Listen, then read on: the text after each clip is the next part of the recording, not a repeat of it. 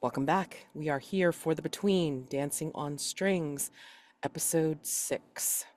So I have some masks of the past that are owed from last time. So whomever would like to get started. I'll go if that's okay.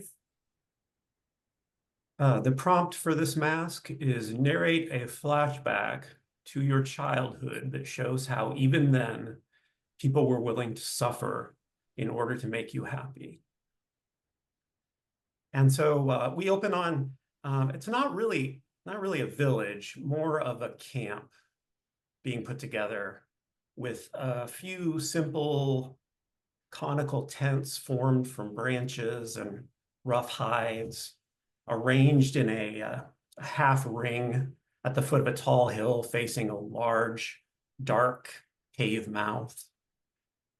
And the camp is being built by a small band of hunter-gatherers, really just a handful of people, some carrying crude stone axes or hoisting tree limbs. There are others working the hides with simple bone tools. They all look harried and really quite unwell, their eyes sunken. We see ribs protruding. This seems like a clan of people on its last legs. Suddenly, from around the bend of the hill, there comes tearing an explosion of boisterous energy in the shape of a young boy. His hair is black and shiny, and cascading down his shoulders. And although he is quite filthy with dirt and grime, we can still see the smooth, flawless skin beneath that clag. He comes bursting into the midst of the tents, hopping on one leg, then the other, spinning and weaving from side to side, giggling all the while. In one arm, he carries a hollowed out gourd that is brimming with succulent berries, and we can see his lips stained with their juice. Lifting his other hand, he crunches a big bite from an enormous apple, gasping with delight. As he draws near, kind of frolicking to and fro, smiles appear on tired faces and looks of pride or protectiveness or just simple joy follow his every dancing step. He is their treasure, the only child among these people, and his presence brings happiness and gratitude in its wake. Still, one can't help noticing the longing looks cast toward the bowl of fruit in his arms. A strong voice calls out, "Treasure, collect yourself, draw near." Those words come from a wrinkled elder woman. Her head is adorned with a wolf skin, and we see two spindly antlers bound to the side. And hanging around her neck and across her chest, just below the collarbone, is the bottom jaw of some enormous beast, the teeth intact and protruding upward like almost like blades. "It is time, treasure. We've come all this way, endured many hardships to bring you here to this sacred place. Now is the time for you to enter and commune with what lies within." And she gently and carefully rubs the soil from his cheeks and leads him to the mouth of the cave, the others in their small band falling in behind. At her signal, an emaciated man brings forward a shallow, rough-hewn stone vessel filled with kindling and dancing with flame. And he sets it in front of the boy, and the elder woman speaks again. "You must enter on all fours, pushing the fire ahead of you. Keep your eyes down, peering at the flame as you crawl, and do not stop until you meet the powers that reside within." The boy, affecting a wholly unconvincing look of somberness, gets down on his hands and knees and begins to crawl into the mouth of the cave, slowly pushing the flaming bowl ahead of him. From behind, we and his people see his tiny body outlined in the light from the fire, gradually getting smaller, harder to make out. Swinging around, we can see the perfect face of this boy, lit from below, eyes flashing and staring straight ahead, a wide grin across his chuckling lips. Suddenly, the fire erupts upward. It's blindingly bright for a moment and then extinguished to blackness. The people at the mouth of the cave, as their eyes start to adjust, they can just barely make out the low, a slumped outline so far within. They watch, still and frozen, as the boy's body starts to rise upward, being lifted like a hand sliding into a glove. The form turns and strides deliberately back toward them. The eyes are gleaming, but now with their own sickly light, and there's no joy or mirth to be seen on the face. Delight that had been there has been replaced with desire, a hunger so powerful that people can feel it radiate through them in hot waves. As this one small figure draws near, some drop to their knees and bow, others begin to scream.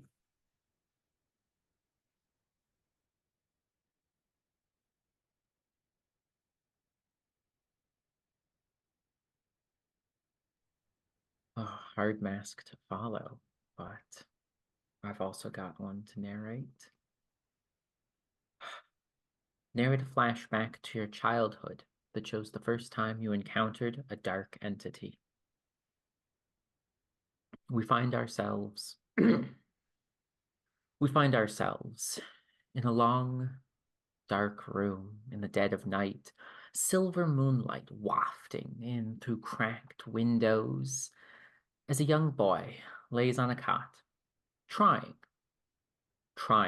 to cry himself to sleep. It's not working. Cry as he might, sleep does not come. There are many things for Daymond to cry about. The rundown state of the orphanage, the dismal cooking of Sister Marie, the house mother who's far too strict with daily prayers, and yet, tonight, Daymond focuses on the bigger boys at the orphanage and the beating he receives. That is what draws tears to his eyes. The boys that beat Daymond have many reasons to be angry at the world. They were abandoned here. At their age, it's unlikely that anyone will ever adopt them. They are destined to die alone in the streets of London. However, the one they most often cite is the silver scars that lay across Daymond's body, marking him as different. However, Daymond is blissfully unaware of all of this. The scars that line his body are invisible to him.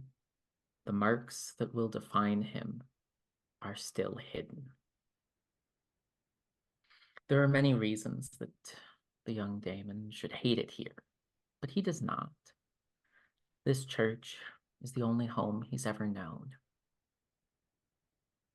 And so, on that same night, in a long, dark room, in the dead of night, with bloody moon breaking through shattered glass, a young sister enters into the boys' area of the orphanage. Sister Tabitha walks with purpose and grace. She glides across the floor to Daymond's cot, whispering, as a loving mother would. Grab your things, Daymond. It's time to go. Someone's adopted you. Daymond does not move. He doesn't know why, but something's stopping him, locking him in place on his cot. And then it is a voice in his head, not of his own, not an inner monologue. Commandments echo in his mind. You belong in the shadows, for the shadows are where you will remain safe. And Daymond's forced to ask both. What? Confusion rocking his face. The voice responds first. Do not disobey. Sister Tabitha responds next, much more lovingly. We have a new home for you. Daymond, you're going to get a real family. Smiling, she begins to pack up his few meager possessions and begins leading him by the hand out of his current home. And the voice gives him one last warning of what is to come. You are not a sheep to be guided. You are a wolf. And this shepherd leads you to slaughter. The voice wanted him to kill Sister Tabitha.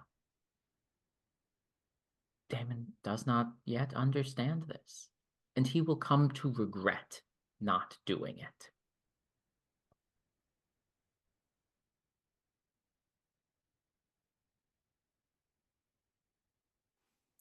Jeez, I can't follow that. Okay, we now move into dusk phase. Any playbook moves or custom moves that need to be enacted for dusk. Checking. Paint the scene question about Hargrave House. Let's see. What shall we work on today? The basement. This space is cluttered with the belongings of long-dead hunters who used to live in Hargrave House. What do you take from it? Add it to your personal quarters. Marybelle wanders down the basement from time to time, looking at the strange items there, these things that once belonged to somebody, were maybe even precious to some people. But the only thing she's ever taken from the basement is a small, warped, old, leather-bound journal, a diary from some previous hunter.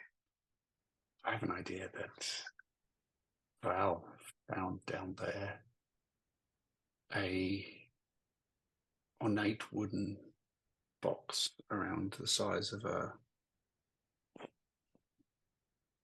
in modern terms, around the size of a laptop, but thicker. And when they opened it, they found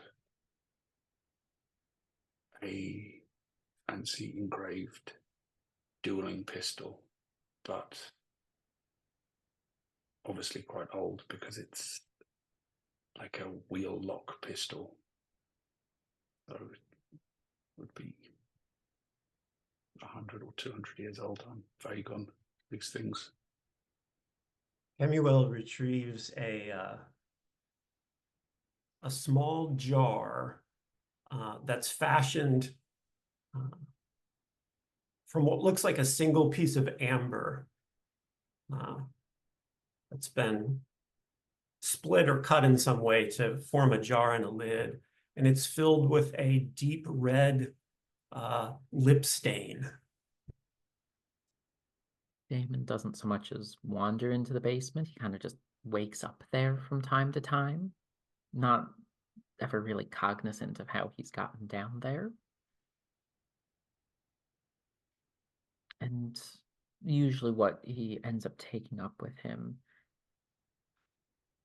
in the dead of night is a small thieves' lantern that no matter what oil you put in the bottom of it, never glows the right color.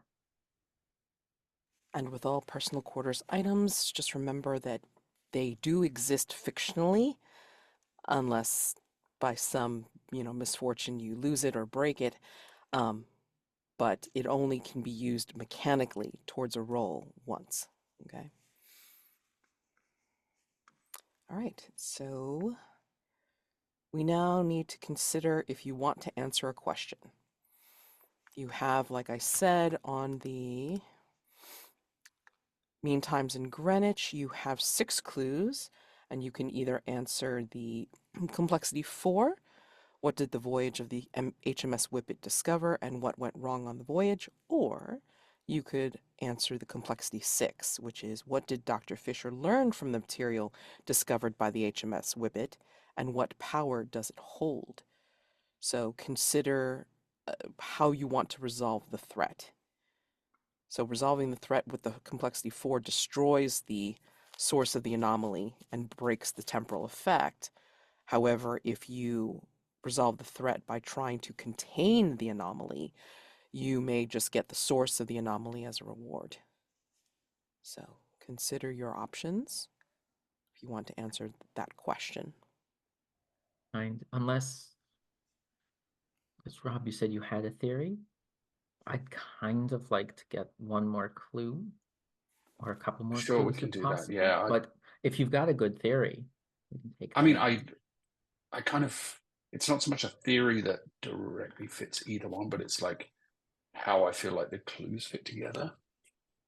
And the key to it is that I have this idea that Fisher sent Allardyce aboard the ship to take the star metal aboard and get it to somewhere by the time that they were supposed to get it there, but they never made it because of the mutiny.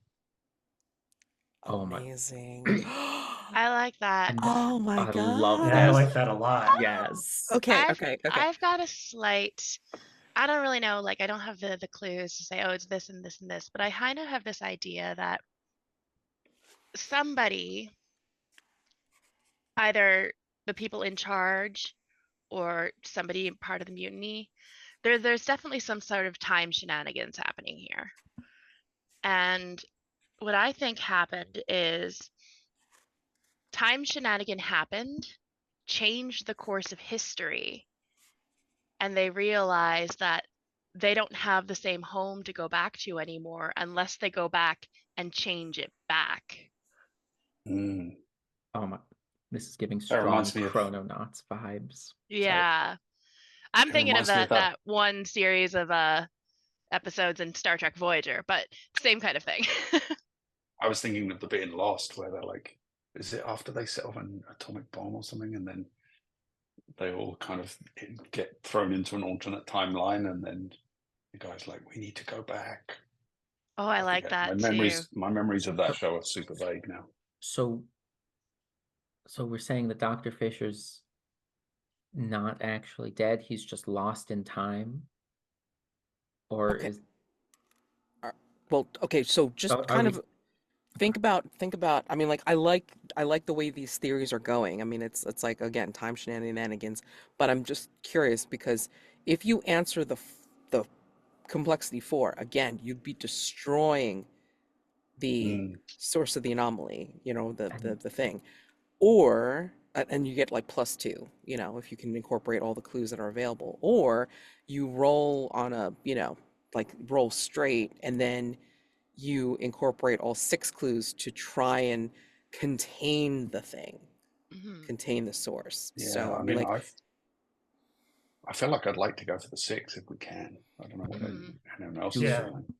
okay, yes. all right. So yeah, so let's Can we We'll think. put get a more? pin in it Can we and see get what we can clues get for during the another night clue. phase and still try and Yes. solve Yeah. this You night can phase? totally try and get some We- clues during the night phase. But Mm. so shall we then save mean times for, or the answering the question for next night phase? If we want more clues? Well, I'm we good can with that. answer the question whenever. We just can't do anything about it until the night phase. Right. Exactly. You can't Yeah. resolve it until Mhm. night phase. So But yeah, I'm good with like going another night and trying to get some more clues if you want to do that. okay. All right.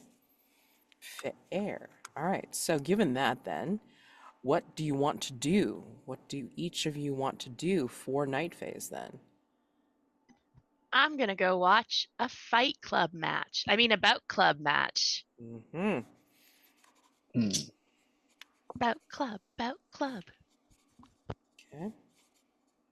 Kemuel? Uh,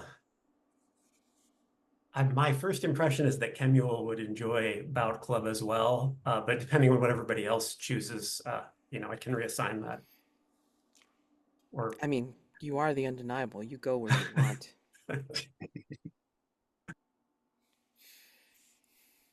I have a feeling that I would like to get Val involved in the Bout Club at some point, but also it seems like super in character of her that she would want to finish up Greenwich because. So where would you like to search for clues or to get more information? That's what I'm trying to figure out. Daymond, if Daymond just has an idea, I will. I was planning on using a beacon in the dark this evening. Ah, yes. Which, assuming I get a hit, gives me, I believe it's 2 clues. I believe so. You have to go. Yes. So a beacon in the dark. When I walk the streets of London at night, your consciousness spreading across the city like a vast spider web. Roll with sensitivity. On a hit, I'm immediately confronted by a threat or the personified danger of a threat. I then ask 2 questions from a nice little set list. They do not answer directly, but in the form of a clue. If I don't roll a 10 plus, the threat sticks around and I get to deal with it. Yes. For sure. Could be fun. So, Val, you have, of course, you have the Greenwich Hospital, you have the observatory, you've got the school, you've got the Whippet itself, and Greenwich Park, Dr. Fisher's office, since you weren't there. You got a few places to look around if you want. But if you want to do Bout Club tonight, because it's only a night thing, I should be able to get us the clues we need if you do want to have fun this evening. Maybe I'll accompany Marybelle and Kemuel to the Bout Club.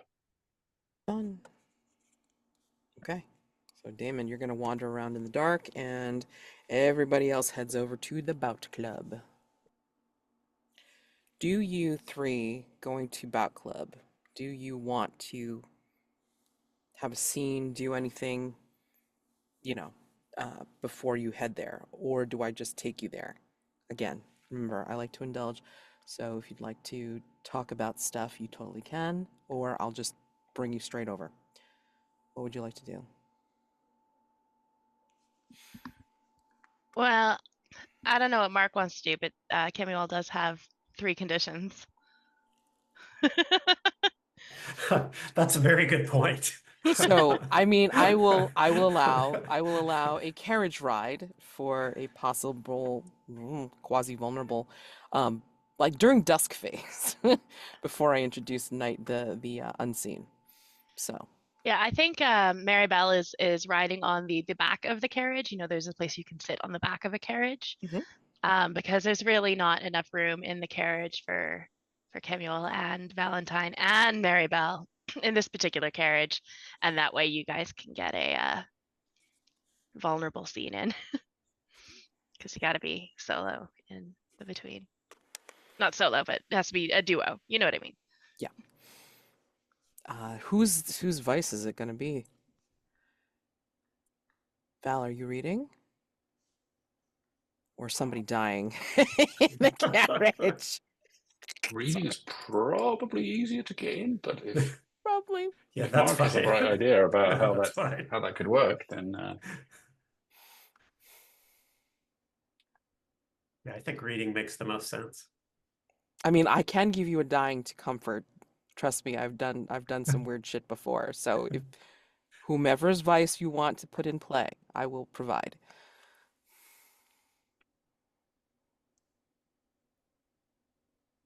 Yeah, let's go with Val's unless you have a strong feeling otherwise. works for me. Okay. So, Val, what are you reading? I'm reading a novel. I don't know if Kemuel would be able to read the title because it's in Cyrillic script. Yeah, probably not. Although, yeah. But Val, Kemuel would probably be a little bit miffed that you're ignoring them. Well, I think the book is maybe sitting on Val's lap and they have their hand on it. Because it's a slightly battered and shabby book. Obviously seen some wear and tear. Looks like a cheap, what they would have called in Victorian times a yellow back, although with an unusual cover. But I don't think Val is necessarily reading it right at this moment because they are too polite to ignore Kemuel in that way. And I think then maybe Kemuel reaches over and picks up the book and looks it over with a kind of almost disgusted look. What is Kemuel wearing? Kemuel is wearing one of those white laced shirts, with the long V-neck and laced, and then very, very like sort of flowing sleeves and bright maroon leather breeches. I think we match quite nicely then, because I think Val is also wearing breeches that are like black, but with the slashed fabric and yellow. It's yellow underneath.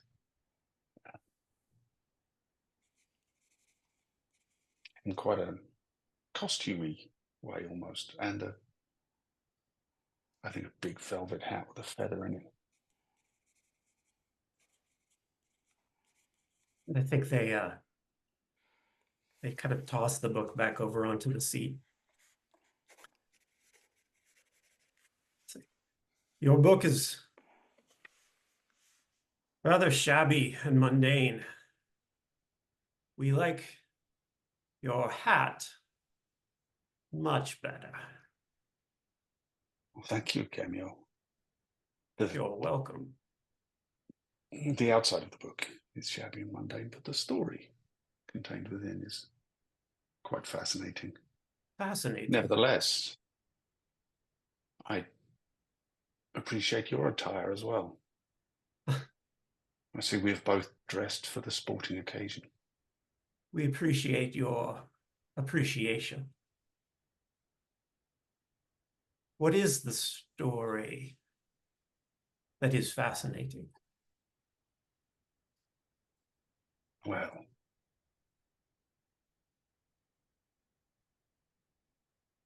it is hard to explain, but it concerns a man in a possible future who lives in a city made of glass that is watched over all the time by agents of the state. I don't wish to bore you, but it also concerns journeys to the heavens and so forth. Are stories and fiction among your favorite activities, or? Not particularly. Although a city made of glass does sound most extraordinary. Almost in want of a mallet, we think. Yes. I rather suspect the story may take such a turn.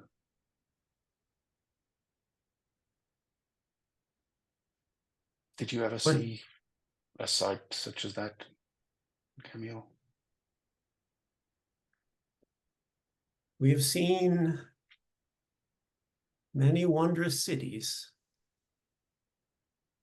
Not a city made of glass, however. A city, a tower, of cold black iron, huge pyramids of stone, capped with gold, but not a city of glass. It sounds beautifully fragile. Perhaps I have seen, well, I have an idea that we'll might live to see such a place sooner or later. Ah, It sounds like you are most widely travelled, Kemuel. That's very interesting. I myself have not gone quite so far, I don't believe. one travels many places over the long years with many wonderful things to see. And monstrous things as well, on occasion. When last we ventured out with Mr. Gray, he doused us and soaked our clothes. We expect you will take more care, Valentine. Yes? I will endeavour to, Kemuel. But of our companion, Marybelle, they are something quite unlike anything I've encountered before. Indeed, they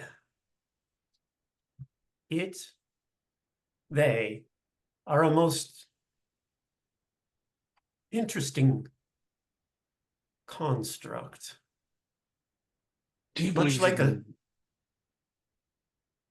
Much like a city of glass, we have not seen their like in our time. Do you believe in this, in the immortal soul, Kemuel? There are things in this world and others that continue without ceasing. Whether we would call that a soul, well, that's a matter of perspective. No? But an animating spirit of some kind. Indeed, an animating Life. spirit, for certain. This we have. This we know. May I ask your opinion on something, Kemuel? Please do. We like to offer our opinion. Do you think Marybelle has a soul? And if so, where did they get one? You raise a most interesting point. We shall have to look inside and see. Conditions? And they kind of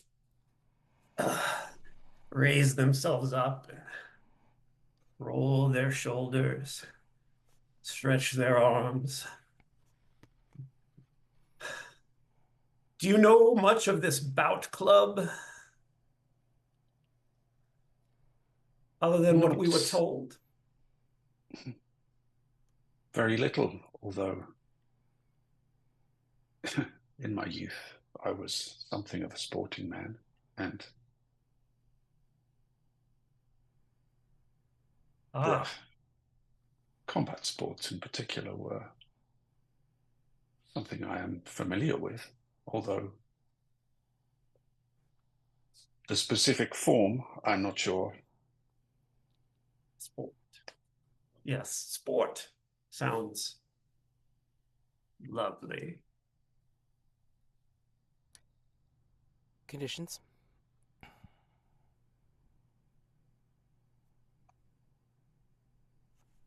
I was aiming for the ties that bind, but I don't know whether that...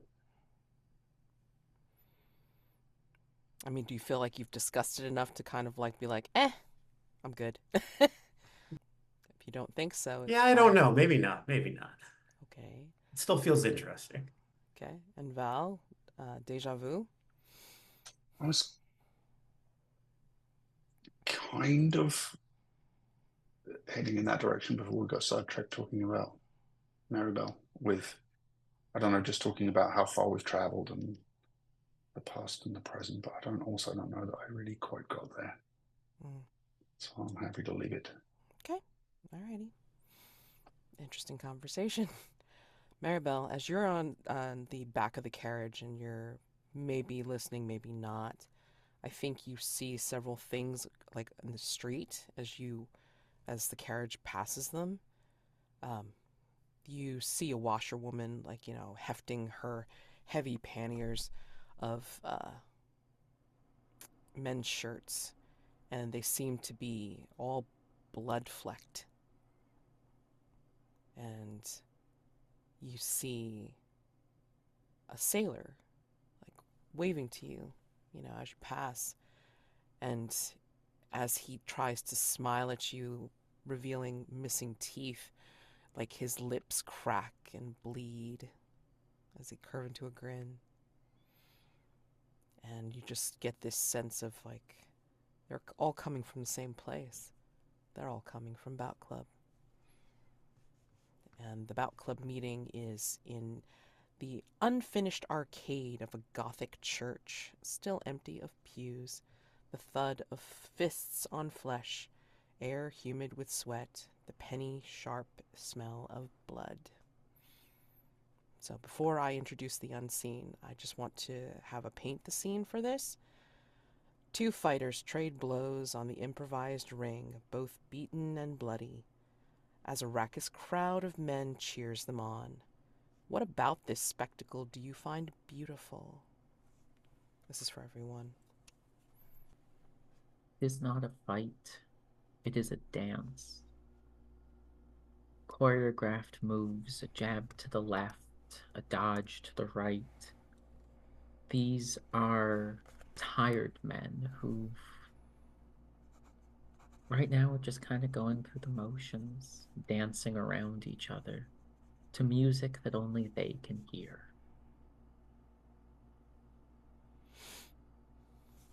I think the light in this place is, and the arch of the roof above them is, there's something almost painterly about just the way it catches your eye as you enter the space, with the fighters framed in the light in the center and the arch looming above them and the ring of onlookers about them. You could imagine this has been captured by the eye of a dramatic artist. There's a form of camaraderie happening in this ring. The people are fighting for sure, and they're not holding back. But when one person gets knocked down, the opponent reaches out their hand to pull them up, hands them a beer, says, "Good fight, good fight." And in a sense, it's like they're all in this together. And I think as that light from above falls down and catches the blood running down one man's face and across his chest and upper arm and shoulder, we can kind of see a glistening outline of all of the defined musculature, blood sort of flowing down the serratus muscles, interweaving with the rib cage. The other man has a large glistening blue, black, and purple bruise forming around the corner of his eye, and the light shining across their forms moving through this dance looks quite beautiful, at least to Kemuel. Introducing the Unseen for night phase, all the way on the bottom, line 51, third one over. The Teatro dell'Arte, Strange Beginnings. This one is specific to the Mastermind. The Teatro dell'Arte was once a rundown theater near the edges of London, but was bought a few months ago and has reopened under new management. The theater boasts puppet shows that feel so realistic, Viewers feel as though they are present in the depicted moments. This night's show is called Strange Beginnings, a play about a young woman's rise to impermanent power. Act 1 belongs to Jeremy. Act 2 belongs to Amanda. Act 3 belongs to Rob. Act 4 belongs to Mark. Act 1.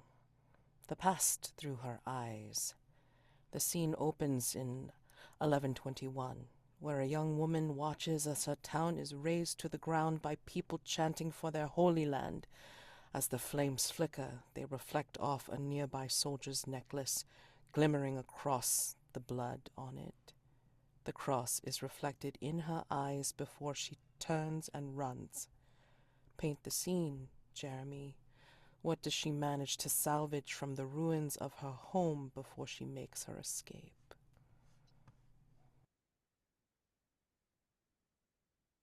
We see her bend and scrounge through the rubble as she manages to pull 4 things from the rubble, one for each of her now dead family members. She pulls her father's prayer mat,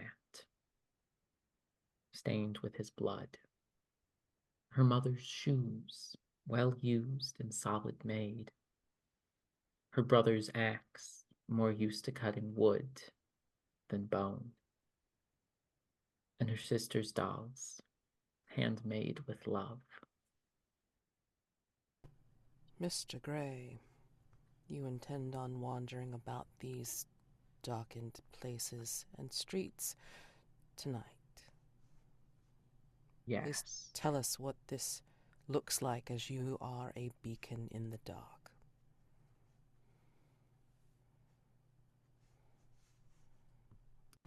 I think we'd see Mr. Gray set out from Hargrave House with a few supplies, necessary materials packed in a small sack that he carries, walks through the built-up streets around Belgrave Square and out,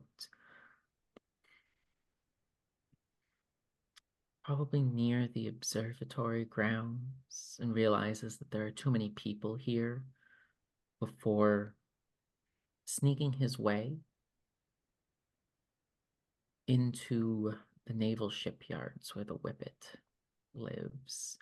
It's empty, bare bones, as he probably even walks onto the Whippet herself, to the captain's perch, and begins lighting candles around the bridge. So go ahead and activate your move with the roll. Yes. And since I mentioned candles for this ritual, may I use, or I would like to use the unique set of candles with a silver snuffer and delicate wick cutters covered in symbols that move in the light. Yes, That, because it is a very much the danger it is, here. and I'm so glad I used that with advantage. That is a 10 exactly. Okay. All right. On a hit, you are immediately confronted by a threat or a personified danger related to the threat. You may ask them 2 questions from the list below. You get a clue, and on a 10, the threat or danger departs as soon as the questions are answered. So which questions would you like to ask? Based on the conversation that we had, pre-dusk phase or in dusk phase, what do you want from James Allardyce, or however his last name is pronounced? And I feel like, as much as I'd like, what do you intend to do? I feel like we've got that covered. What frightens this personified danger of the threat. Let's see what I've given you so far. What do you want from James Allardyce? Are you looking into the candles and seeing images burned from the candle flame, or are you watching the smoke from the candles?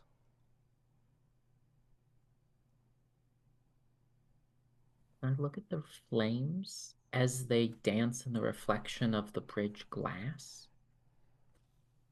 The vision's coming from the burn of the flame in the reflection. I think you see almost like the reflection start to change and maneuver, so it turns into a bit of a vision. So the first answer for what do you want out of James Allardyce, you see what looks like the back of a James. You know it's him because of the institutional pajamas and like just kind of like the tilt of his head. And you can see he's scrawling something like on a desk. Like he's got paper, he's scribbling something really hurriedly, and then he stops and he thinks about it, and then he scribbles again, and then he stops and he thinks about it, and it looks like he is writing a letter. And it's in response to what's propped up in front of him, which looks like it is a letter on its own. So the clue is a letter from a lost family member. And as to your second clue is what frightens the danger, what frightens this anomaly. It shifts. The scene will kind of like burn out as one candle goes out, and then another one kind of flares up and brighter. And the glare seems to change into a different vision. And this is a vision that is clouded by smoke as well as the glare from the candle. And it forms a picture of an island, a previously undiscovered island. There is something sinister about its outline. And you know that this has not been mapped yet. Looking at these two reflections and knowing the path that Daymond set James down earlier, I think you'd know that this is the island that his father's trapped on. And I think Daymond would kneel on the bridge of this ship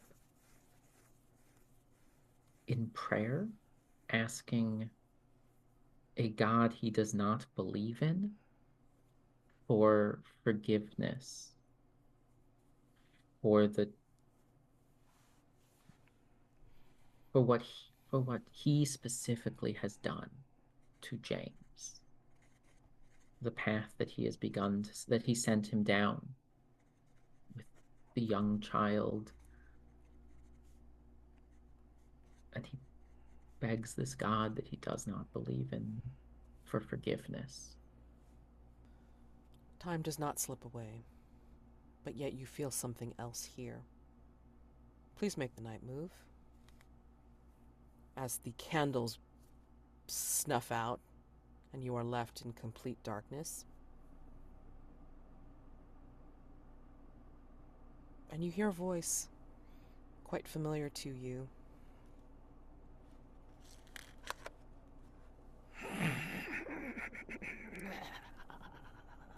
Little one.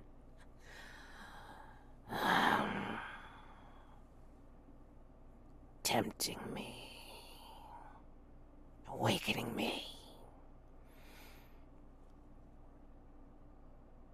Shall we play?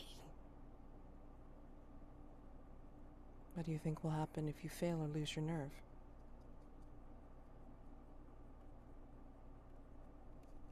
what always happens when Daymond fails to hold steady against the voice. Someone's going to be killed by Mr. Gray.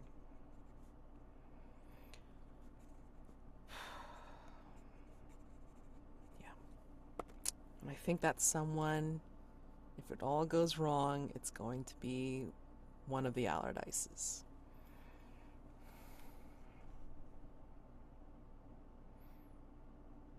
Sounds good. What statistic am I rolling with? You are rolling with composure. I'd say sensitivity, but I mean, I feel like Oh. that's too easy. Composure makes sense.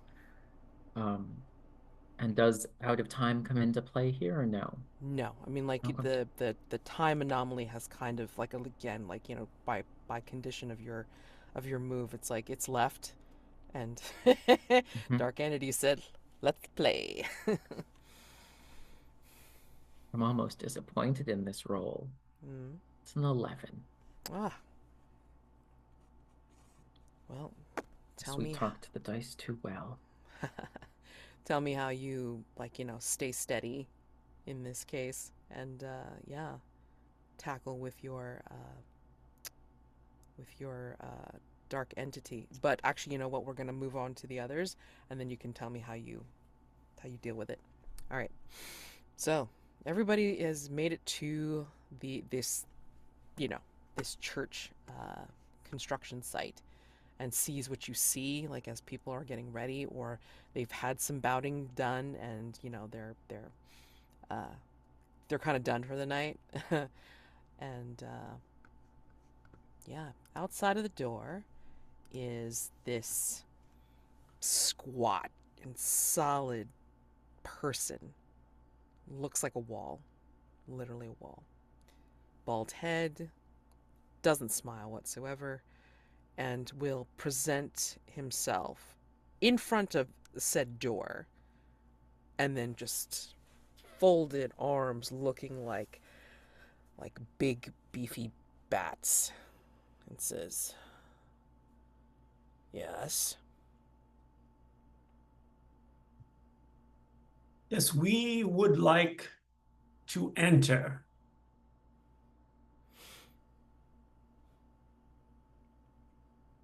This is a construction site. Why would you want to enter? We would like to see the sport. No sport here. Move along. We would ask you to move. Would you like to do something here, Kemuel?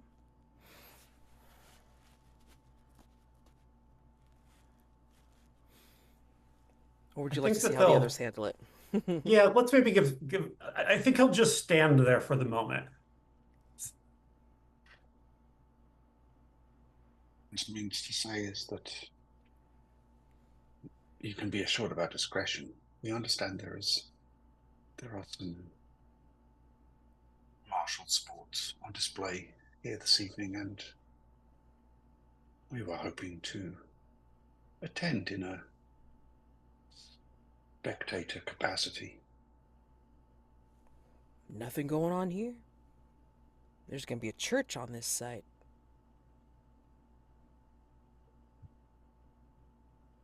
Yes. So I see. We were led to believe that there is a club of some sorts where people fight. Is that not true? Are we not allowed in? Who's asking?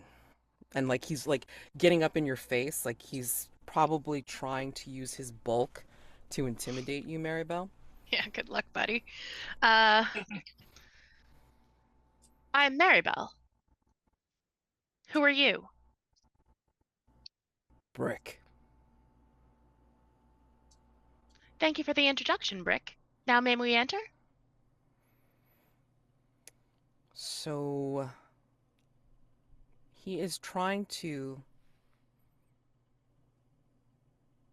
be intimidating, again, like being as solid as his namesake.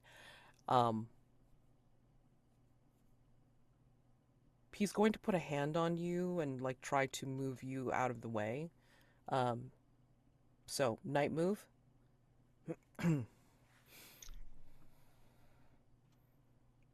Sure. Yeah. So what are you afraid will happen if you fail or lose your nerve? That I'm going to hurt this person Right. and we won't be allowed in. Have to find out for sure. Um, Vitality, because he's trying to move you physically. Okay. Is there a worse than that? Just so I can back Oh. out if it's too scary. Let's I see. won't back out. I Yeah. might. I don't know. I mean, like, he could just as easily, take his bulk, move you. Actually, no, I got it. He's going to take you and he's going to swing you round so this way you bowl over Valentine and Kemuel. So he gets a 3-for-1 on getting you out of the way. Oh, yeah, that would be bad. Okay. This is vitality? Vitality. 7. Okay. Alrighty. So for the night move, tell me how you. I'll give you the complication, but let me tell me how you prevent him from handling you mightily. I think I still have I know I still have my Colossus grade actuators, which Mhm. are the attachments that are modeled after parts meant for much larger machines. They allow for extraordinary physicality. I don't think I am actively using them. Mhm. I think instead what I'm doing is that they provided me with substantial weight, and I am just extremely hard to move. Like, put your hand on your shoulder to try and shove, and I'm not going to Right. go anywhere. Yeah. I think he he puts his big beefy hand on you and then he's trying to shove you out of the way, or grip you, and then it's like you're not moving, and then he's just trying to literally kind of charge against you and try do that the football tackle block thing that they Like a use as body an check. exercise. Yes, Yeah. trying to body check you and stuff nope, I don't nothing. know football, but I know hockey. Okay, there you go. And so he tries all these things and then he just looks at you in admiration. You're a tough little thing, aren't you? Huh. You need to you need to you need to go see Jester. Yeah, Jester's who you need to see. This is talent. This is you've got the toughness. And then he's just kind of giving you an admiring look now, and then he's ignoring the other two, and he's like, let me lead the way. I'll show you to Mr. Jester. Thank you very much, Mr. Brick. Brick. Just Brick. Of course. And so he leaves his post so you two can sneak along or you can follow if you want. But he will lead. He will bring Marybelle directly to Jester for this. Okay. Um, Go on to the next thing. Give me a second. All right, Amanda. Mm-hmm. Act 2. What lowly ends? The young woman shuffles through the skeletal remains of a once affluent town, her lips dry and cracked, her feet blistered. Paint the scene as she paused through the rubble of a wagon carrying essentials. How do we know that, despite the starved look in her eyes, she refuses to lose control? This wagon has been left on the side of a road, abandoned by whoever was pulling it, and clearly they've taken anything of value, anything important, but there are little bits and bobs in it. As she crawls through, you can see how skeletal her knees look. You can see how bony her hands are. She has nothing to her anymore. And her hands shakily pick through the rubbish, trying to find anything of value. And you see her hand ghost over a satchel, a small leather bag with the shape of coins inside of it. She starts for a moment and gives it a tug. It doesn't come loose. It's tied. And she pushes some of the rubble aside and sees a small child sleeping, snoring even, curled up in the rubble trying to stay warm with this satchel of coin tied to their belt. And it would be so easy just to take it. She could overpower a child even in her state. And she's so hungry and desperate. Her hand hovers over the satchel again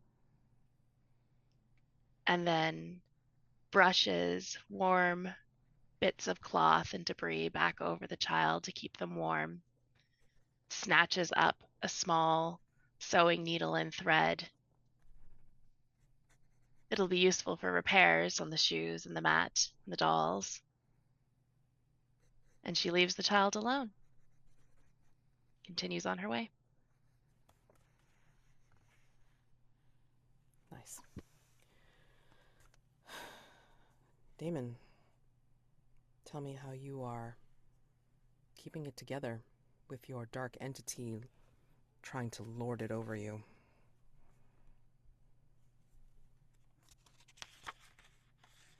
Pain. Physical pain to one's self. It's the best way that Daymond knows how to ground himself in the here and the now. It starts by him looking for a knife, finding none. He just sort of starts taking off his clothing, face red, sweat pouring from a brow without physical activity as he begins to start pulling the threads out of him. He manages to find a particularly long one and just keeps pulling and pulling. The thread keeps forming in his skin. This isn't what they were meant for, and the dark entity does not like that this is what it's being used for. As he rushes out of the off the bridge of the ship, still pulling, he looks for like a storage room of uniforms, maybe even quarters, someone's pocket knife, and he cuts it across his hand, dyeing some of the silver threads blood red. And in a moment of panic, thinks of Kemuel, the slap across the face, and tries to recreate that pain. And I'd like it if his hands throughout all of this are taking and pulling bits of fabric, bed sheets and things, and sewing them with the thread from his own body into a garb to replace the damaged goods of Kemuel's. And if there's enough spare fabric,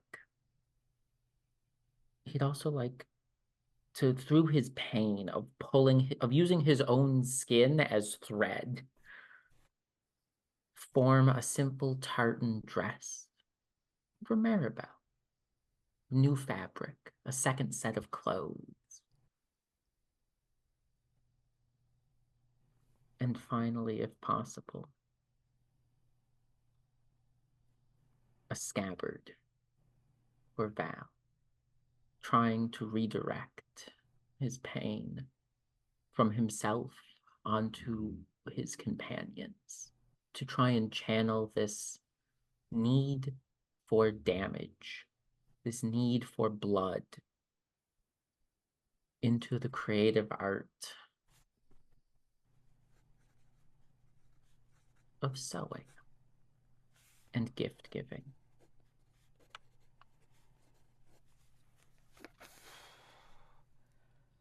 And you do all that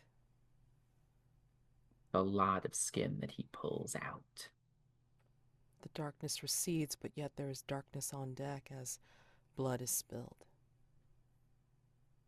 As you do this. Mm-hmm. Back at Bout Club, do you, Val and Kemuel, do you follow as Brick is just so, conciliatory and leading Marybelle to this personage here at Bout Club? You take in the people practice fighting or even bouting in in a few places in the corners. You take in the archway and the lighting and everything. Yeah, what do as you go further in? As Marybelle seems to have this situation well in hand and we're here to gather information, it would make sense for us to spread out. And I think I will slip away once inside and move toward where the actual fighting is taking place. Oh, sure. Yeah. I mean, again, there's various members that are either sitting around and uh, you know, pretty much holding some ale or stronger drink, or you know, getting ready for bouting themselves, maybe wrapping their hands or you know, taking off their shirt and such. Um, there's also people that are kind of doing practice bouts in the cleared area in the center. Kemuel, what are you doing? Yeah, Kemuel will definitely go in. Is there any sort of door inside to another room or a back room or any space that looks uh, inviting? They have the beginnings of a doorway slash passageway to the sacristy, probably. So kind of like a back area, and then some people have used that space for getting ready, Yeah, doing other things around here. I think they would definitely walk back through that door towards what would be the sacristy. Okay. All right. So I'm gonna say that Val will see different fighters kind of just either hanging out or getting ready, prepping themselves to get ready to go. Kemuel, you go into the area designated for the sacristy, and I'm gonna say that the first thing that assails your senses is the very distinct smell of sex. So, I think that they uh, perk up at that and walk directly in. yeah, there's different rooms here, and they're darkened because there's really nothing around. Um, Go ahead and make an information move, and we'll see what happens. Okay. Reason. Reason. Because Oh, reason. Yeah. Okay. Oh boy. I Are mean, any unless of you can those three argue, unless you can conditions argue me, affecting? right? Unless you can argue me something for one of the other ones, for one of the other stats. I mean, Uh, no, I think reason makes sense, I suppose. Yeah.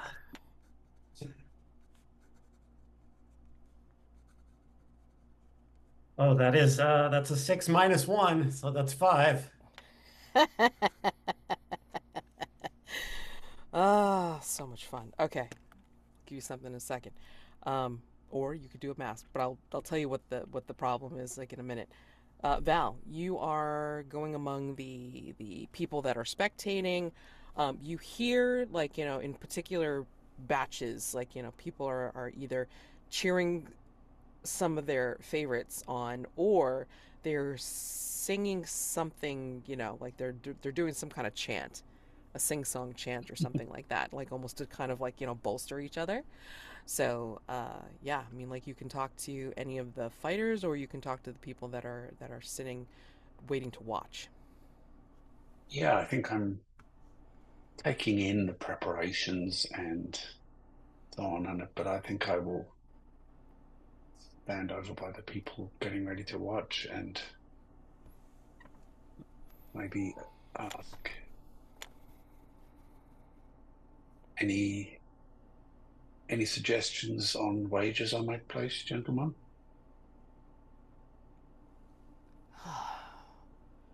Well, I mean, like, and then somebody's gonna just kind of like, like hand you like a dirty mug, like filled with something, and it smells sour and kind of cheap, and he'll say, it's like, oh, we don't do any bets until we actually know who exactly is fighting, because when it really comes down to it, mate, it's like the beginning stuff is all practice. It's when you get into the higher tiers that we really get to see who has metal, right? Fighting off that slugger fella. I've heard the name. What do you make of him? Have you seen him fight? Yeah, we've seen him fight. Ugh. You're lucky to get away with your life. You're lucky to get away with just a beating that will put you to bed for 3 days. Yeah, we've seen him fight. That one over there. And like he juts his chin out at a fella who looks like he's been crying, even though he's trying to hide it. Like you can see the blood, like a hint of the bloodshot eyes, even though he's in the shadows. And he's just kind of like nursing his mug, and just kind of like looking very serious in the corner. Like that one, Denny. He lost someone. Somebody who got taken out by the slugger. I'm sure he's got some stories. But, yeah, kind of leave him alone. Get it, A little bit of grief. Sink it in a cup. See what happens. I had no idea this sport was quite that dangerous. I'd Getting thought out this a more aggression. civilized age. Civilized. Psh. It's like, you have to get out some aggression. There's always people angry. There's always people that have a beef. And the only way to work it off is by fighting.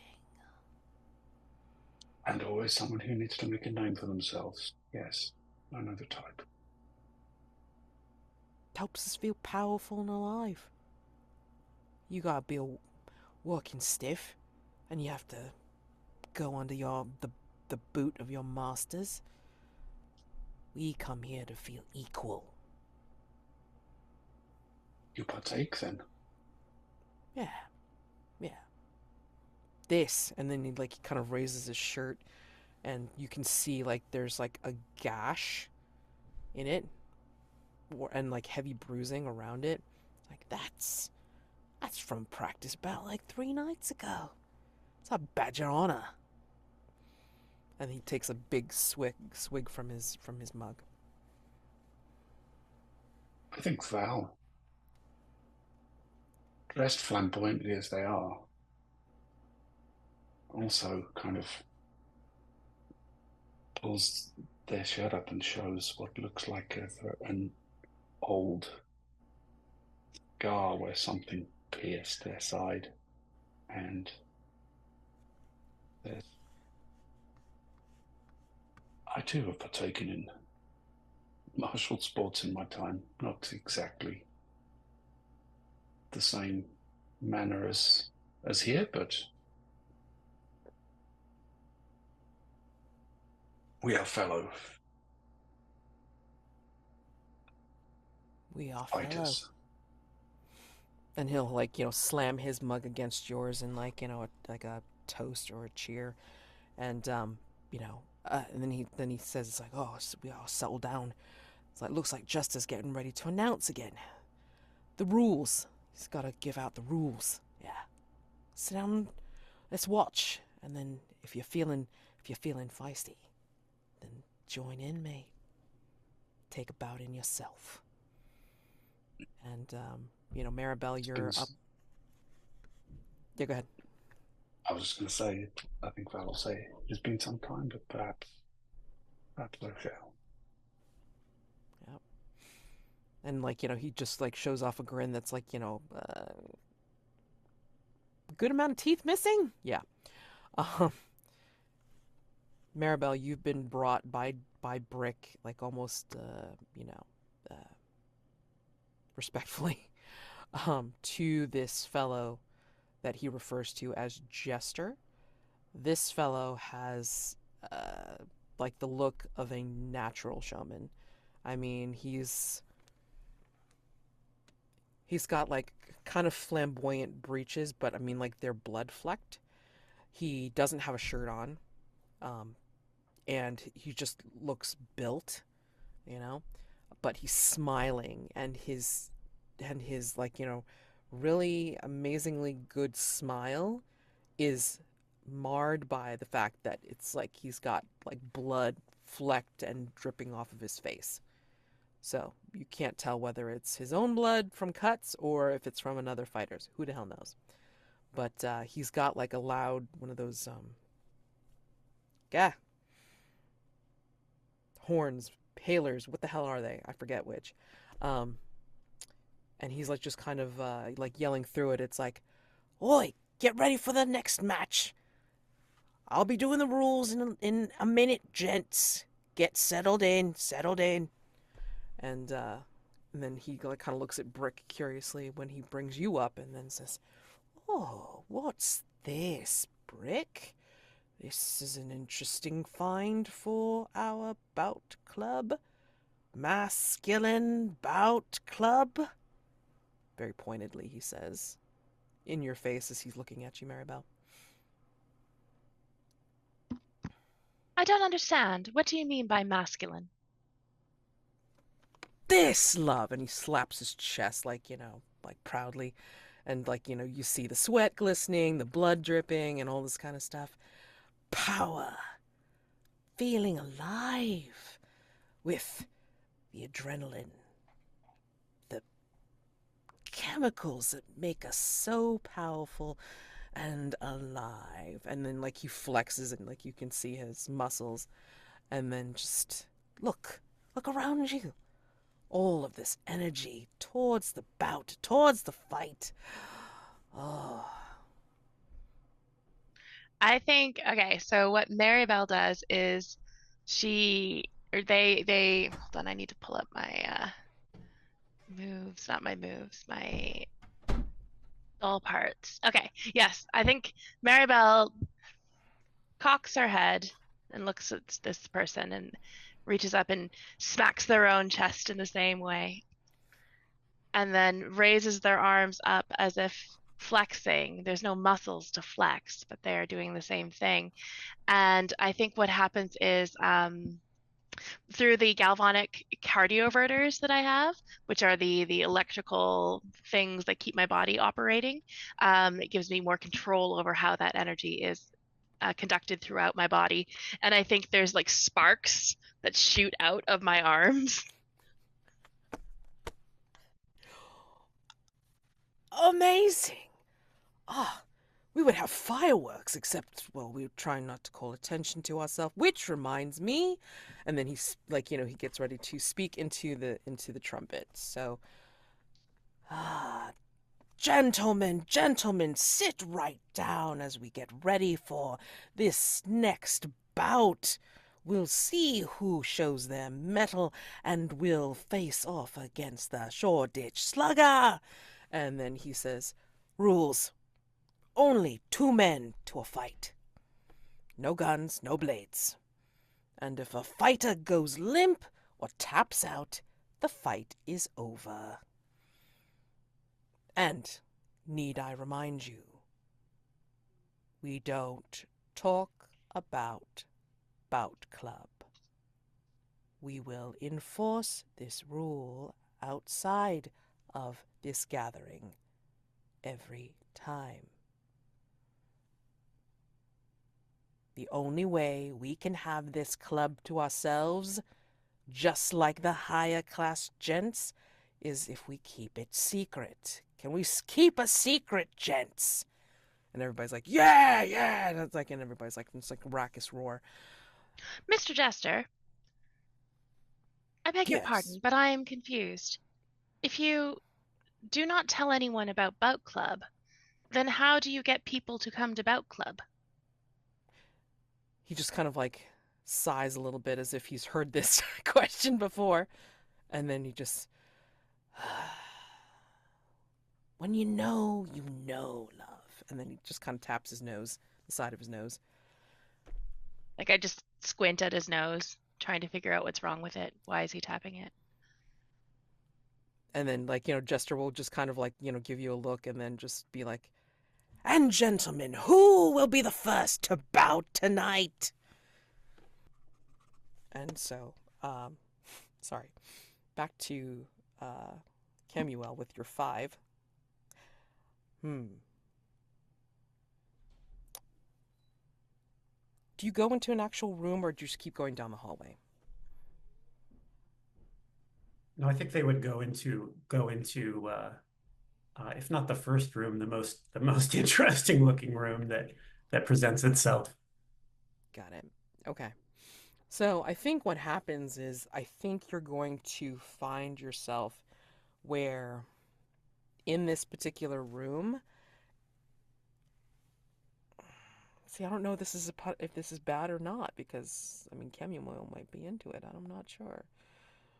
Let's just say there's an orgy, okay? It's like there's more than just like, adrenaline going on with the chemicals around this place. But I mean, like, there is. Let's just say that Kemuel could be brought into the dog pile, which big, and I mean literally big, participant is the Shoreditch Slugger himself. So, yes, you can continue on with this, or you could put on a mask and get I think something. I think I'd like to continue on with this, but I'm wondering if I could also use a move. Okay. Oh boy. I'm wondering if several of the participants in this frolic are Kemuel recognizes as his worshippers. Ooh. You're gonna kind of. All right. Are you gonna giveth or taketh? What are you doing? That's giveth, right? Okay. So I scar the reflection for that. Oh yeah. So how does this and I person? Yeah. How does this person Yeah, debase themselves? I think the way that they debase themselves is in the throes of their passion. They start to scream out Kemuel's name, Kemuel, Robel, Kemuel, just like howling. Okay. And at that Kemuel looks quite delighted. Okay. So, with giveth,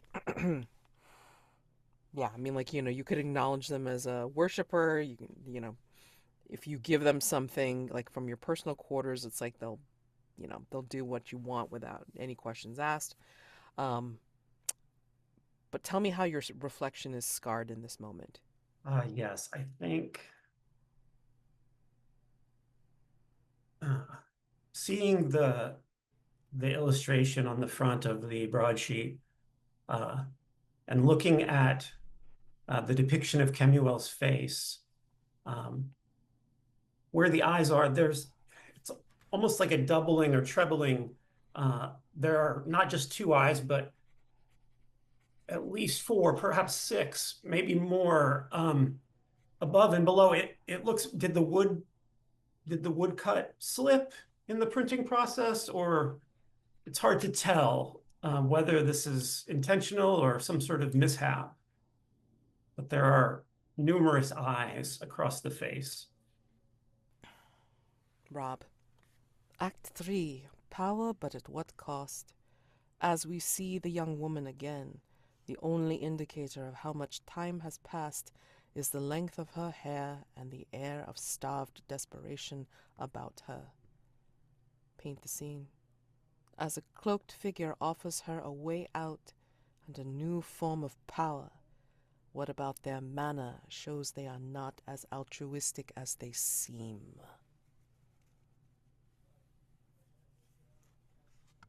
I think we see the puppet of the girl now even thinner and with her hair hanging almost to her waist. And approaching her is another figure, much taller, hooded. And as the light from behind the puppets that shows the silhouette strikes it in just the right way, its arm reaches out toward her and it makes an offer. And along the carved wooden arm of this puppet, we can see silvery lines twisting across the surface of the wood. And the hood falls back a little, and the skull-like emaciated face within has a rictus smile. And as it tilts its head to the side, a thin stream of sand falls from the side of its mouth. Mr. Gray, you finish on the deck of the Whippet. These garments, the silvery thread, the blood staining the deck. What else do you do here as you are in pain? I think you do hear an echo of your dark entity before it leaves for now, saying, "What a waste. I will be returning to you. You can't get rid of me." I don't want to. I just want you to be less violent. And with that confident declaration of acceptance of a family member who has given you absolutely no reason to love them, but you still love them because they are a family member, that Mr. Gray will walk to the infirmary on the ship to patch himself up. Some gauze, and then take all 4 sets of garments, Kemuel's clothing, with the thread still streaked with his blood, Marybelle's simple tartan dress, Val's new military or naval grade scabbard, and Daymond's own clothes that he pulled off himself, and place them in the satchel that held the candles, and letting the silver threads shine in the moonlight, just walk off the ship and slink back to Hargrave House. So, let me ask you something. Does anybody sorry, I'm going back to Bout Club. Does anybody from Hargrave House volunteer to fight in the first bout? If Marybelle doesn't, I think Val will. Well, yeah, I'll do it. That way Val can have the big final fight. I think that would sound like dramatic. I think Marybelle's got more chance of beating the slugger than Val does, but sure. So you will want to participate then, huh? Ah. Are we not here to fight? Oh, yes. Yes, we are. Absolutely. Who shall I say is going to be the first to bout? I'm Marybelle. Ah, Marybelle. We'll Yes. see. Okay. All right. Gents, we have a contender. In this corner, and then he kind of like, gestures to you to, where to go. In this corner is Marybelle. Someone who professes to enjoy fighting and presents themselves as a new novelty. Let us see how they do, shall we? And against them is in the opposite corner Francis Oakes, also new to Bout Club. And you see across from you someone who has an anxious demeanor, like they look kind of skittish. And there's like tight cotton chest bindings for them under just a vest, like a tattered vest. And you see an anchor tattoo on one bicep, like very lean, very muscly. And yeah, basically trying to appear like nimble and quick on their feet, but they are gonna say more wiry than built, right? So not a brick, not jester, just kind of like more slender and yeah. Okay. I step into toward the center of the ring and say, "It is a pleasure to meet you, Mr. Oakes.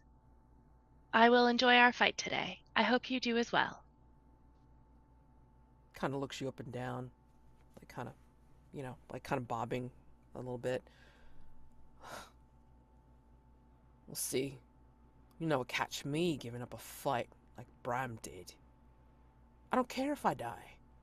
I don't think any man should die without some scars, right? I assure you I have no intention of killing you.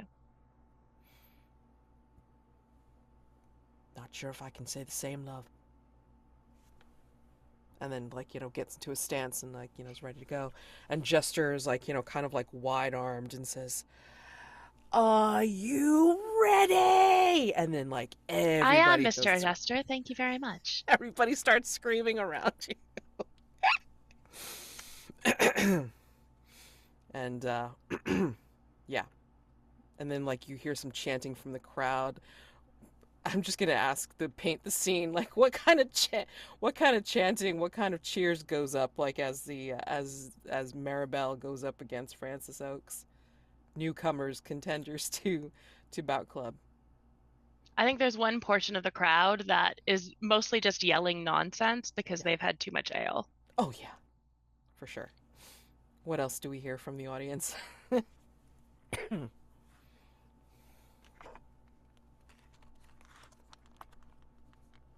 There's one real confused person in Marybelle's corner that's yelling, "Marybelle? Ain't that a girl's name?" And then the person next to him punches his lights out. As if, like, no, of course we're gonna let a girl in. Oh, I assure you I am not a girl.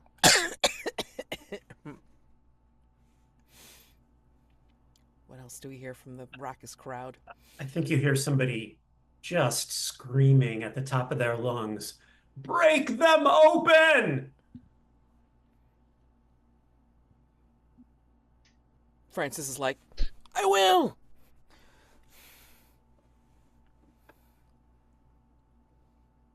And I think someone else, almost in response, calls out, "Smash the machine!" Rage Against the Machine. Sorry. Yeah. So I'm sorry. That was terrible. Terrible. Okay. So, night move, Marybelle. Yeah, Francis is gonna just go for it. Like, once Jester, Mhm. like, does his, release, like, fight move, whatever, he's just gonna go for you. Mhm. Uh, what are you afraid will happen if you fail or lose your nerve? I think I'll realize that I don't know how to fight. Mm, Not terribly worried about dying, because I don't know if Marybelle can die. right.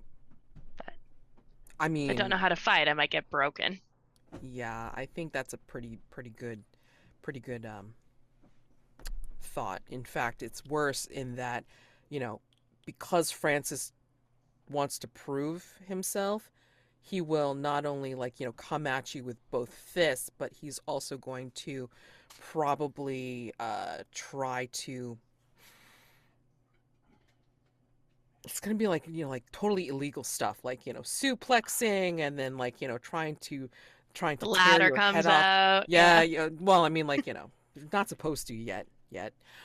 But I mean, he may even have like some hidden, like, brass knuckles or something like that. But at any rate, I mean, like, they're not gonna say anything. But yeah, he's gonna be like trying to tear your head off, and probably will succeed if he's got the fury of the energy of the crowd behind him. So Okay, vitality, is this unless you want to, vitality? yeah, unless you want to parlay something else. No, I think I'm just using my regular old um uh, doll parts that make me extra strong, which means I roll a vitality anyway. So Okay. that's an 11. Oh my gosh. All right. Well, tell me how you succeed in either, what is it, like, uh disarming him, disabling him? I mean, like, how do you see this fight going, Maribel? I think Francis is jumping around and throwing some like fake punches, like, oh, just to see what Marybelle does in response, and she just stands there calmly and watches him do this. Uh, Finally, he gets up, the courage and the people cheering him on. He gets up the stamina to just do a real good, solid punch right to Marybelle's face, and there's a sound. It's like a cracking sound. And for a moment, it seems like it might be her face shattering, but it's not.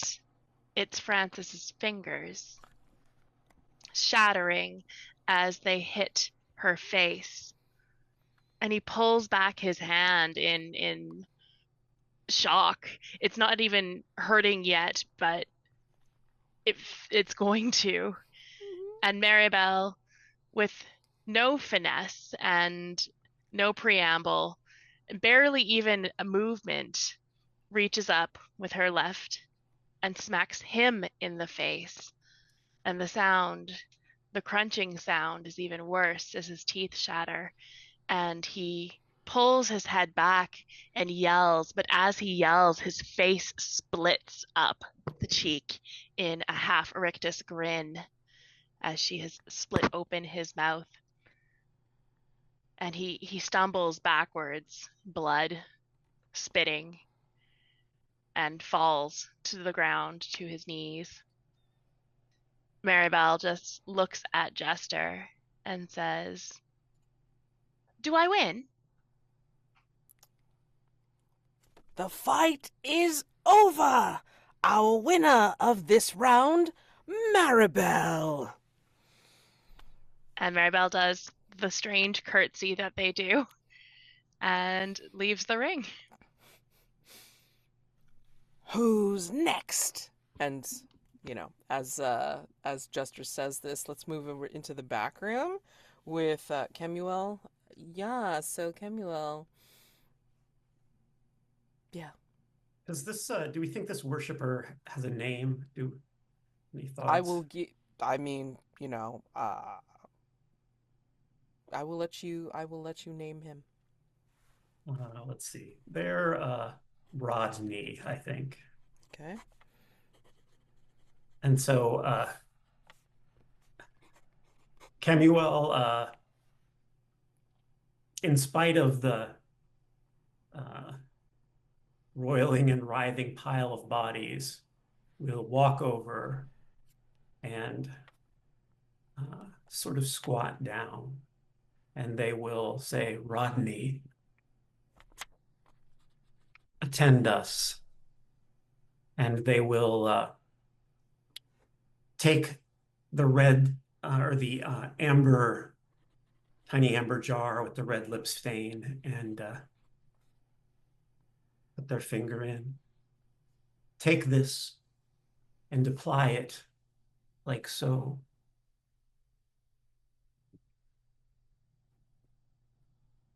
Ingratiate yourself to the one they call Slugger and learn all you can about him.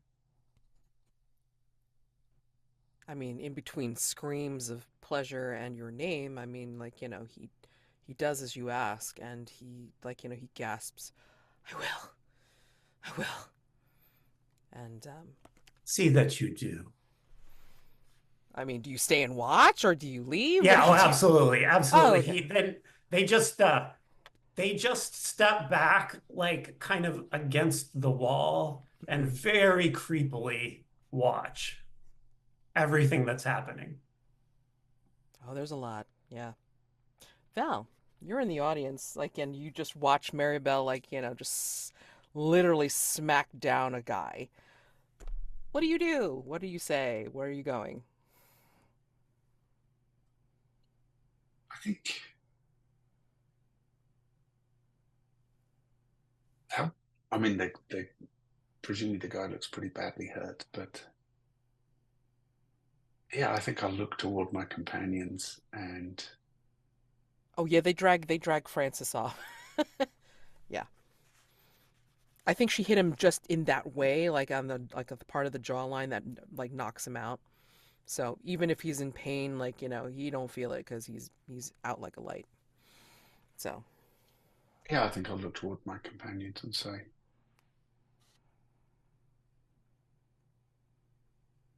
"What think you? Should I take a turn?" oh, you're feeling it? If you feel it, you go for it. That's how that's how we get out, like all that's how we get out how we feel. But sometimes it's mighty satisfying by watching as well. So, what you feeling tonight? Gonna get up there and fight the bird, or are you going to see about going into one of the other matches with one of the other fellas? Well, the previous victor is an acquaintance of mine. I don't feel that would be appropriate. Perhaps someone else. And I think Val will stand up and remove their. I think they're wearing a kind of a brocaded jacket and remove that. And underneath is a kind of plain white shift of some kind. And yeah, then they just have these splashed black and gold trousers or breeches and like white stockings and shoes. Uh, if you come down from, like, taking off your jacket and such, and Jester will look over to you and say, ah, another contender, come on, come on. All right, let's see who's next on our roster. You. And he points to you, Val. It's like, what's your name? I'm Sir Valentine. Oh, Sir Valentine. Well, we are in the midst of the posh. And he takes this really gaudy and insincere bow in front of you. Well, Sir Val, let's see who will be able to fight your nobleness.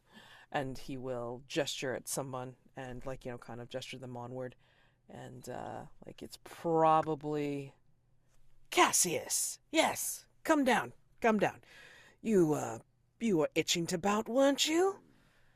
And then like, this, nondescript fella comes down to fight, and looks at you with a toothy grin. Looks kind of feral, bigger than Francis, and just has this wild look about him. And says, "Hold on to your pants, mate. Those aren't staying on for very long." And yeah, night move. I think Val executes a small bow toward him. Night move. Definitely vitality. Yeah. Oh, geez, and I only have one condition at the moment, so my vitality is 1. Okay. I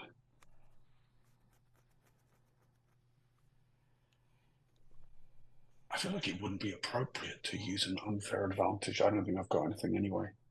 I'm not going to put a pistol on him. All right, let's do this. That's 9. 9. All right. Still good.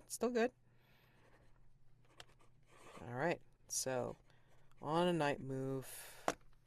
Tell me. Oh, I should have said, yeah, we should have had this conversation first. Yeah. Sorry.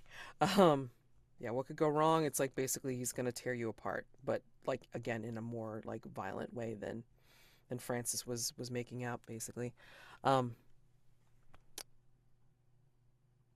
Yeah, I mean, like, just tell me how you. It could be a draw, it could be a win for you. I mean, like, it's up to you how you want to end this fight, but I will give you a complication. I think Val is not big or particularly, doesn't look like a bruiser.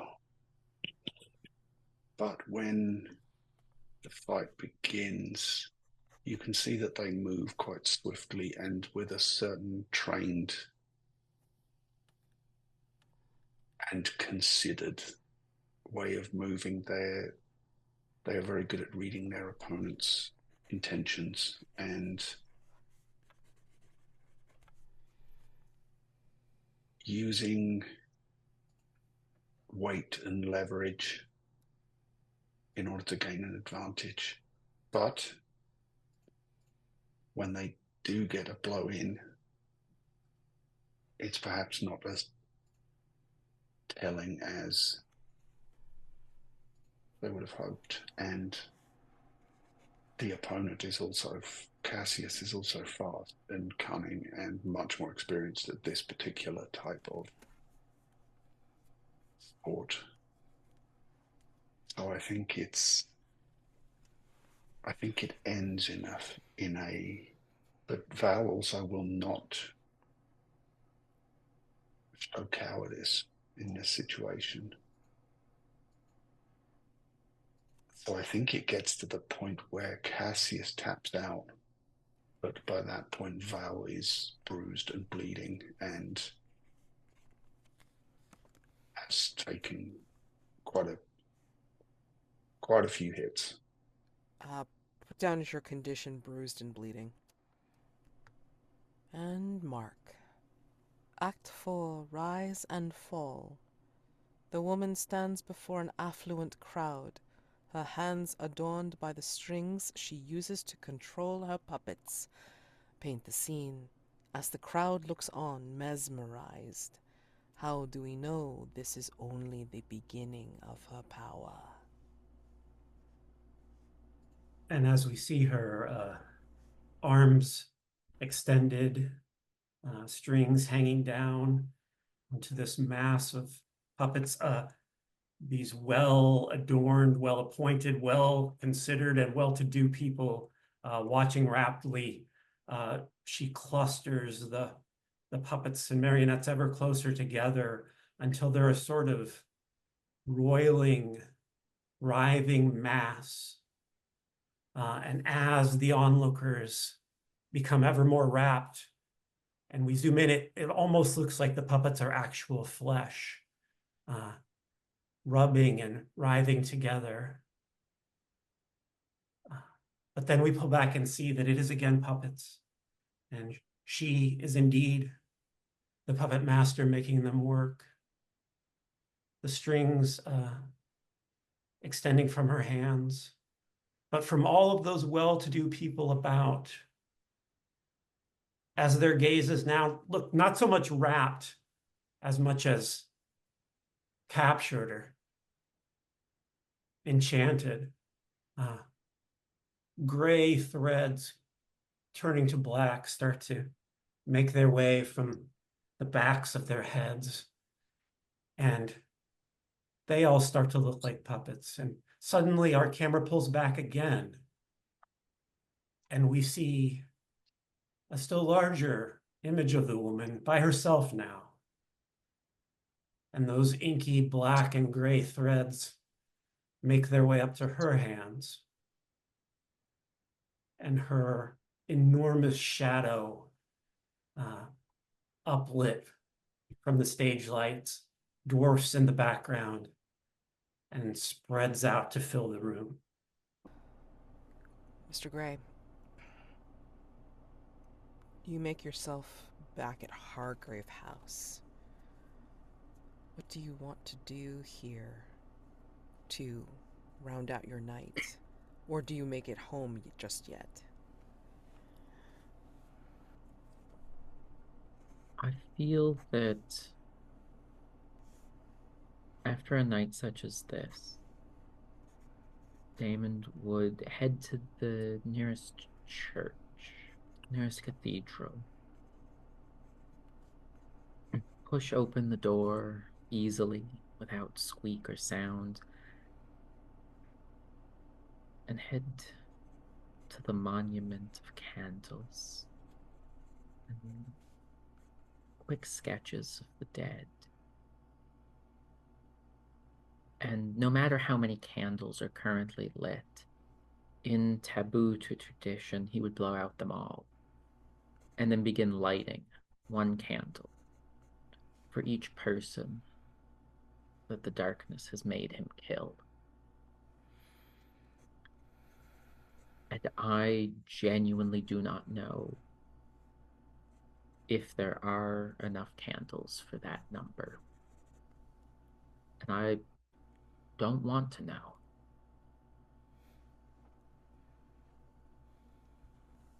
Back at Bout Club. Well, Jester is impressed with the work that has been done here, and he gives a closing for the night's festivities by announcing the winners.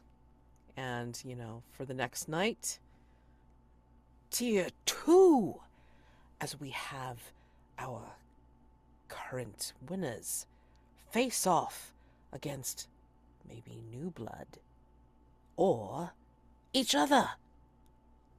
Excitement for the next location, gents. And, he will reel off the next location, which I will give to you next time if anybody wants to go over to Bout Club for the next night. But yeah, so again, this is the first night, and you have 3 night phases to get to solve this thing. Okay, so yeah, the closeout is making the announcement who's won and who will be bouting next night, which will include you two.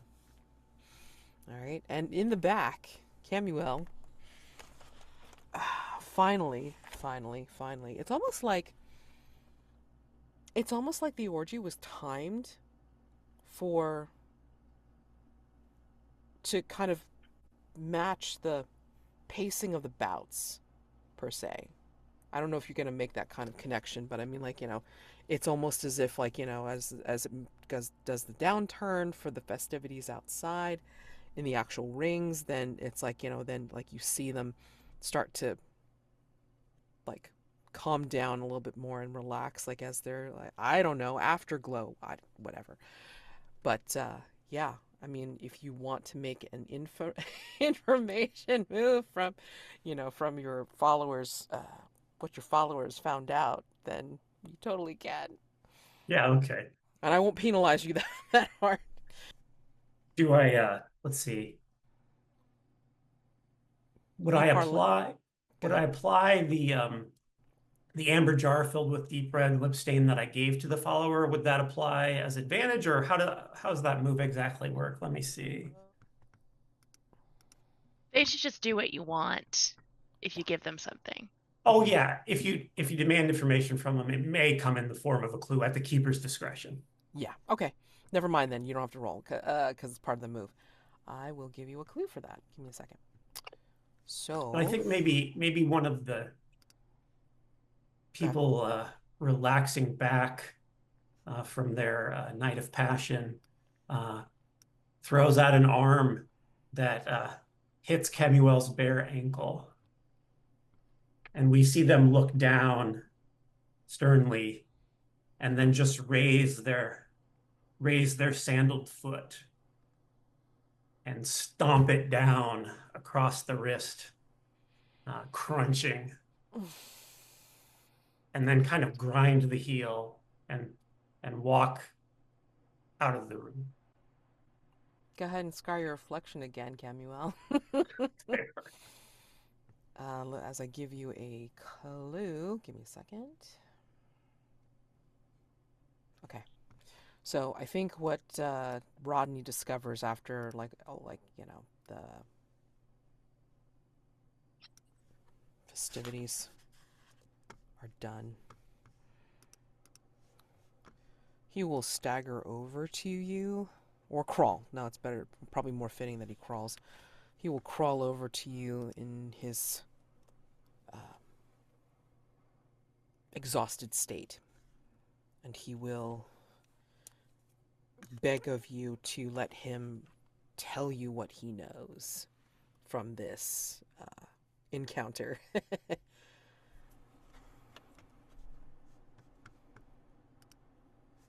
And he basically says, I have done what you ask. I have found that amongst all these people, somewhere on their person, my lord, they all share a tattoo of a twisted tree.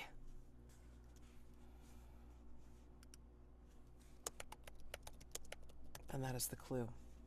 A tattoo shared among some side characters of a twisted tree. Satisfactory. Thank you. Be gone now.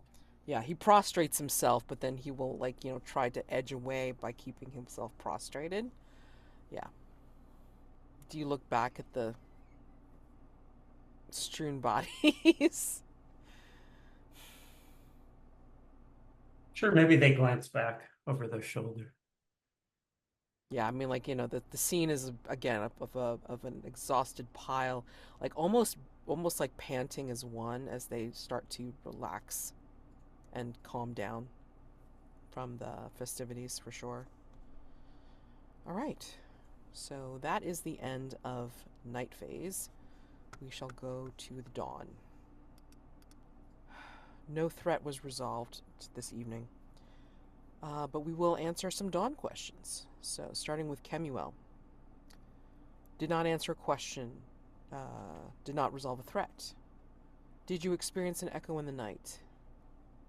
Yeah, I was trying to echo the orgy with the puppets. Yes, pile of bodies, yep. Did you express a clear preference for the beautiful over the mundane? Yeah, I think I did that both this time and last time, if I'm not mistaken. Okay. Did you let someone touch you and then make them pay a price for doing so? Daymond, right? And Oh, yeah. and whoever that poor person with the orgy participant was. Sure. Go ahead and add those XP points to your track, and then clear your dawn questions. Change your elective ones if you so choose. Daymond. Did not resolve a threat, did not answer a question. Did you experience an echo in the night? I'd heard one, at least one. Yes. with the sewing needle and using Yes. my own skin to sew up garments for everyone. Absolutely. Did you counsel someone using your supernatural affinities as the basis for that advice? I believe so. Last time with Millicent Bryant, Yes. discussing the benefits of keeping an open mind to the supernatural, not Mhm. just science. Nice. Did you perform a ritual? I believe that I did with the beacon in the dark, Okay. summoning the darkness to me. Absolutely. Go ahead and take those points, put them in your advancement track, and then clear the XP, and then change your elective dawn questions if you so choose. Marybelle. No answer to question, did not resolve a threat. Did you experience an echo in the night? Yes, Rob brought up the fact that the woman in the cloak had a rictus grin, and I punched a guy's face in. Yes. Did you disregard the advice or safety of another in the reckless pursuit of your own curiosity? I don't really think anybody advised me not to fight, so I don't think True. It's that like, counts. sure, like, just do it. Absolutely. Yeah, okay. Did you share an intimate moment with a living being, then remind them of your own inhumanity? I would argue that with Francis Oakes. Oh, Being in a physical fight with somebody is pretty intimate, yeah. and yeah, I did not respond to him in a human fashion. No, go ahead and take that point and add that to your XP track. Go ahead and clear the check marks and then change your elective dawn questions if you so choose. And the errant. No threat resolved. No question answered. Did you experience an echo in the night? I heard one. Yeah, I was trying for the pretty obvious one of the silver threads marking Yes, this the figure in the play, absolutely. Did you, mirroring Daymond. yeah. Did you show a clear preference for the past? I'm not sure that I did. You were reading a book written in Cyrillic. And you also like went But into the a book past? that wasn't written until 1924, so it's not bad. Oh, I guess. But you Um, did go into the past for your move during the day phase, and you met Maya. yeah, I don't know if that's showing a preference. I don't know. It would. If you Yeah, don't I'm not feel sure like that it. I don't feel like I got that one. Okay. Did you don eye-popping fashions that defied the strictures of the day? Oh, Kemuel liked my hat, and, Oh man, again, that's fine. Oh, take it. and I was wearing kind of a medievally, well, Mhm. late medievally inspired outfit. Yeah. I think Nice. somebody in chat joked that it was Ren Fair wear. Oh, that was me talking about Kemuel's shirt. Yeah. Oh, you're both admirable. All right, so take those points. Go ahead and clear your check marks, and then change your elective dawn questions if you so choose. Okay.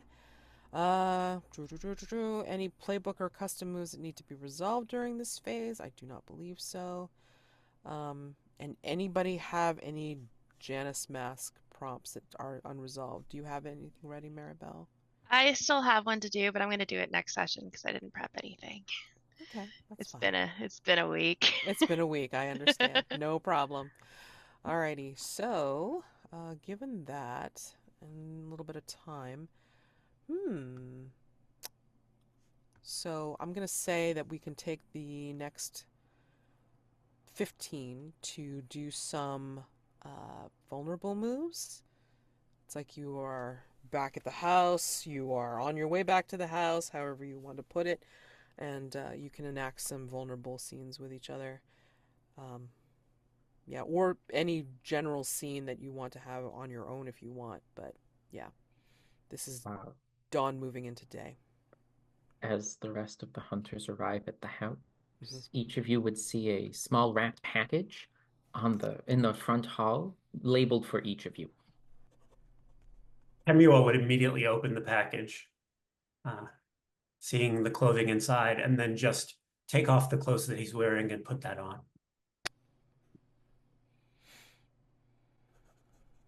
Yeah, I think Val will open their gift and give a smile,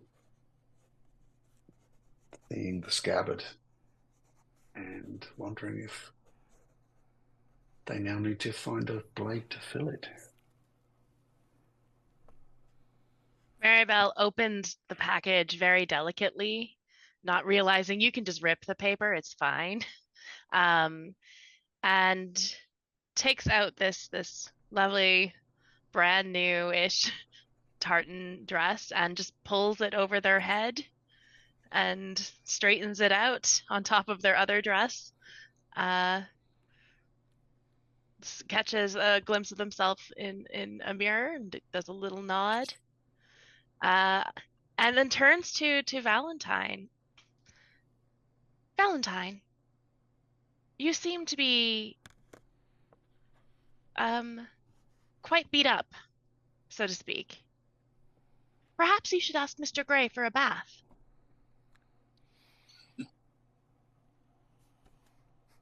I think Val takes a moment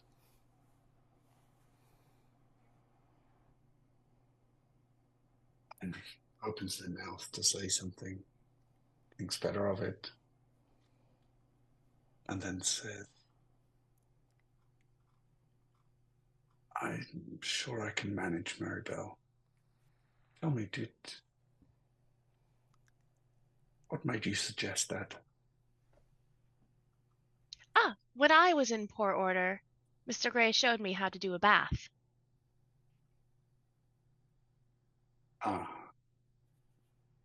Well, I'm familiar with the procedure. So you do not need assistance.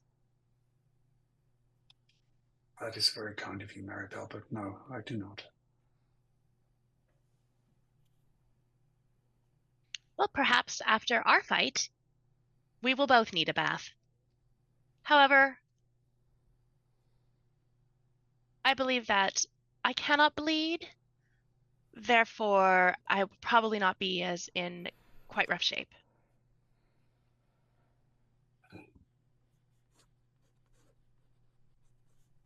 I think it would be quite unwise of me to fight you, Marybelle.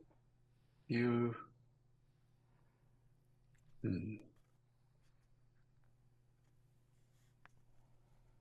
Would you not find it invigorating? Mr. Brick and Mr. Jester suggested that fighting is invigorating.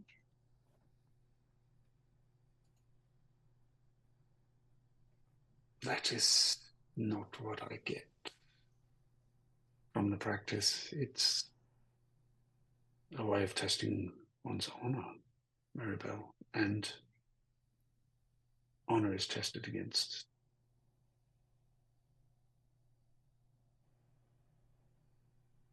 a human opponent or a threat of some kind. And you'll forgive me for saying so, but I do not think you're either of those things. I take out of my pocket my little oil can that I use, and I think I just start squirting a little bit of oil into my hand joints where I had punched Mr. Oakes. Start moving my hands around. You do not think I am a threat? Oh, I'm sure you could be. I also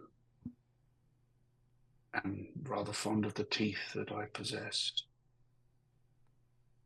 Ah, yes, I understand. I did knock those teeth out of that man's face. I did not realize teeth could come out so easily.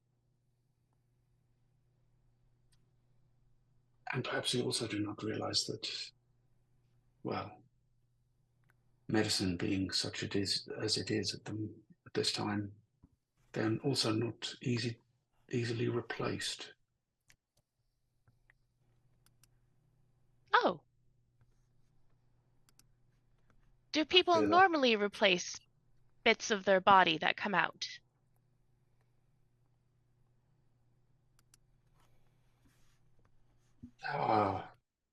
It is not a thing easily done,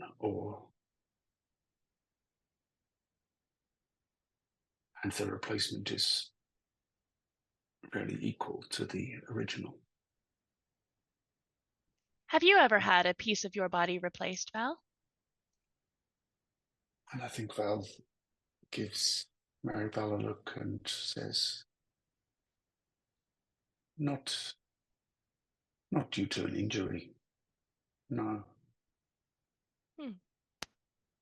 I wonder how much can be replaced before we are not who we are anymore. Ah, you speak of the conundrum of the ship of Theseus. I do not know this Theseus. He was a character in a myth. And the question is not so much about him, but about his ship. If one were to replace every part over the course of years, can it still be said to be the same ship at the end of that time? What do you think, Marybelle, if every part of you were to be replaced? Would you still be you? I'm unsure. I'm not sure What how I am the way I am. Therefore, I'm not sure how much of me could be replaced before I'm no longer what I am. And you, Val, are there experiences you go through until you feel that you are no longer the same person?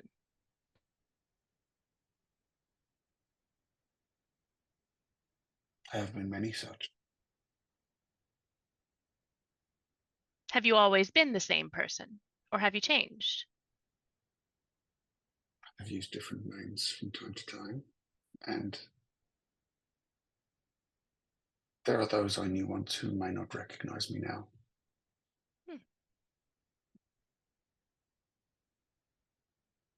That must be a strange, sad way of being. I hope that I am never replaced so much that I forget the people that I spend time with. Or they forget me.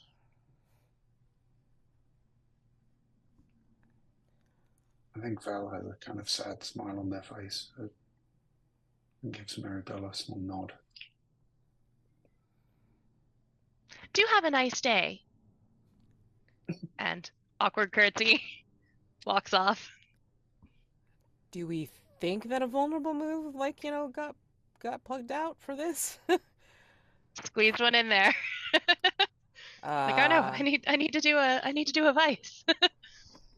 But I did it. Oh yeah, talking about yeah, parts, you were. a lot of parts. And you were oiling your knuckles, right? That Yeah, counts. Yeah. that works. I believe I did clear the liar's tell because I spoke with somebody who is very honest and sincere, even if they're not telling the whole truth. Right. And I think that's sort of like a buffer against the lying thing. Nice.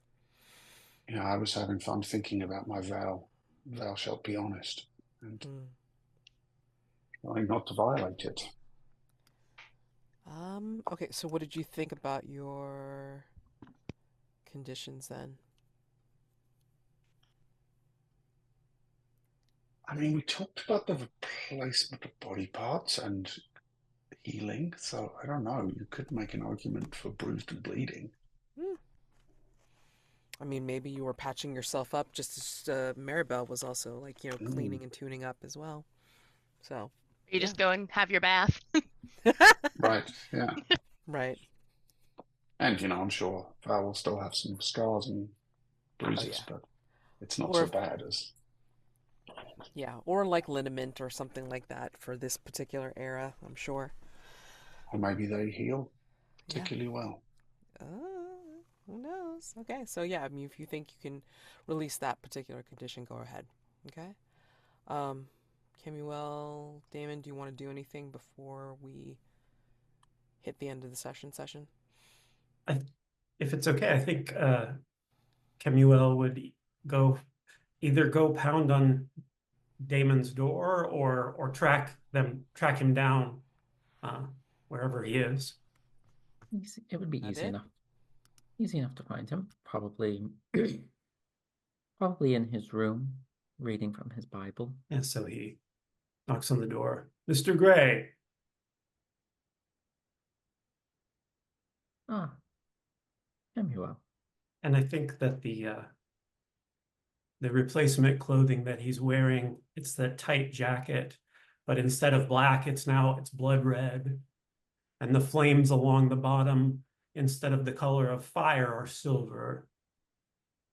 And they say, Mr. Gray, we wanted to thank you for this lovely gift. We are most grateful. The prior jacket had become a bit constraining. It felt like it bound too tightly. But this one feels perfect. And it reminds us of you.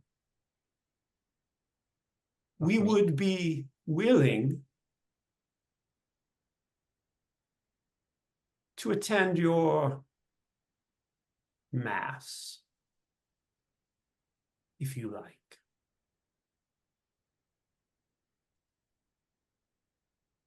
Absolutely. I would love to show you the beauty that is one man speaking from the front, surrounded by gilded artifacts. That sounds most extraordinary. Will we meet your god? To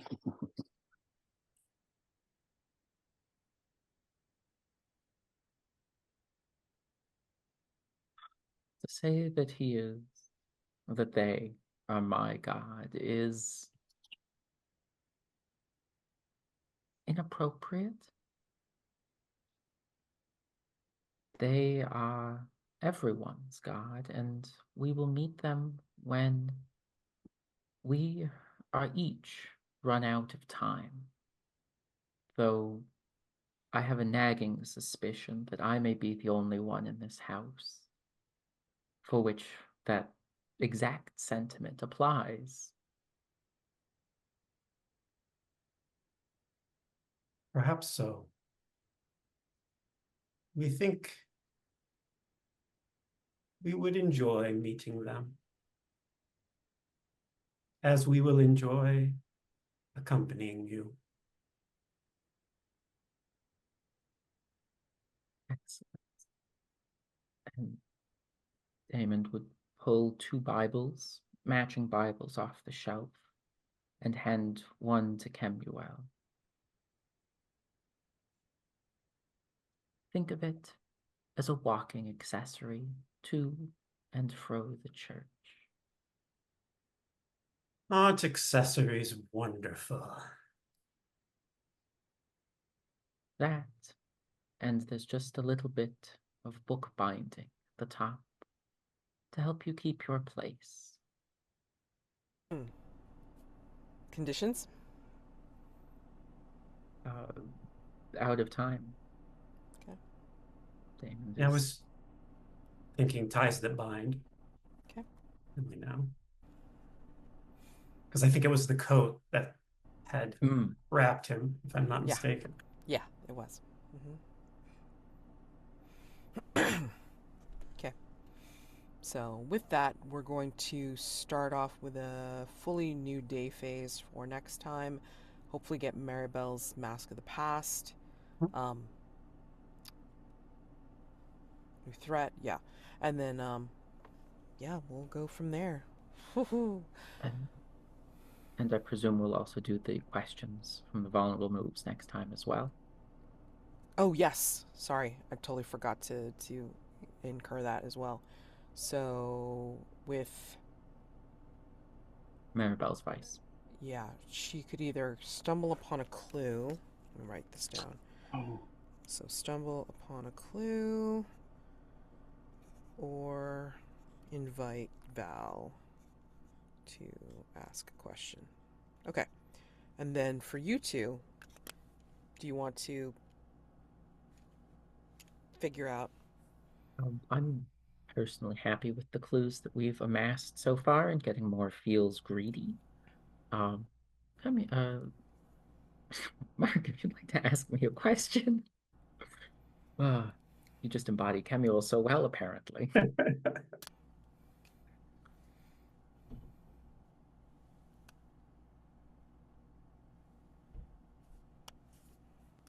What would you most miss were it taken from you, Mr. Gray? The confidence to be able to think about doing something superhuman and just being able to do it. It doesn't always succeed, but the confidence to know that anything that Daymond can imagine can happen. Were he to wish to fly, he's convinced and knows that he could do it.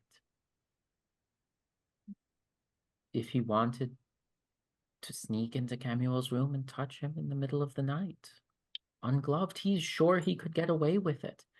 If he wanted to follow Val in a trip through time, he probably could get away with it.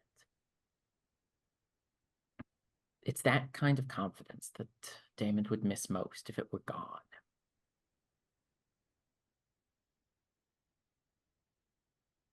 That's incredible. I want to preemptively star that. Well, it just like leads right into stars and wishes. So yeah, I mean, like, anything that you enjoyed today about gameplay, role play, each other, and then wishes or what you'd like to see for next time or the future. So, yeah. If you want to start us off, Mark. Sure. Yeah, I definitely would start that interaction and your answer to that question. So much stuff, Jeremy. I think you said you are not a sheep. You are a wolf in the mask, or that was said to Daymond, which was like just an incredible moment. Uh, I find that you are evoking such feelings of empathy from me for Daymond with each of these masks as they roll out. And then the way that Daymond sort of behaves in the present time is not always nearly so empathetic. And it's just a really interesting contrast, but I really find myself like sort of crying for young Daymond and feeling really protective of him. Uh, the big star for that whole sort of cascade of pain transforming into creation, and literally Daymond using himself to forge these garments. That was just delicious. Rob, that I thought that sort of quasi vulnerable scene in the carriage was really enjoyable. I loved that you raised the question of whether Marybelle has a soul, and if so, where might it have come from? That's very tantalizing. I loved the moment where Valentine remarked in the conversation with the fighters, and there's always someone who needs to make a name for themselves. Yes, I know the type. I just felt so authentic and realized in that moment. And the fight with Cassius was amazing. I was rather fond of the teeth that I possess as well. Mads, that image of Jester tapping the side of his nose, leading to Marybelle just staring at the nose, was such a fun moment. I love the whole structure of the moments when you chose to interweave in the unseen with the night phase, and I really loved the whole framing of Bout Club. Really fun and really went to some zany and interesting places. The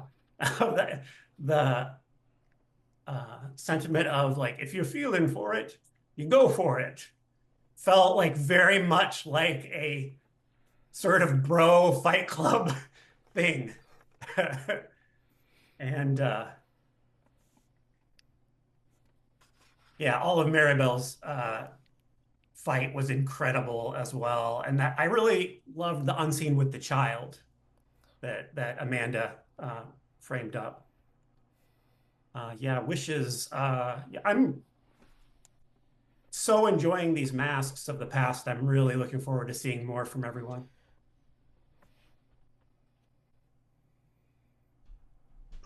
Sure. I can jump in. I took some notes. I really enjoyed both Kemuel and Damon's masks.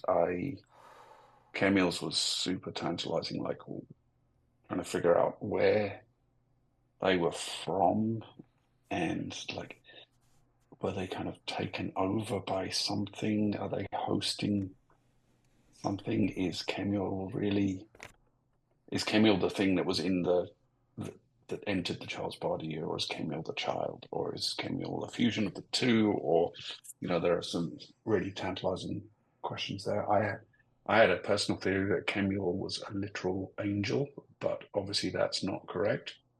So that was interesting to get debunked.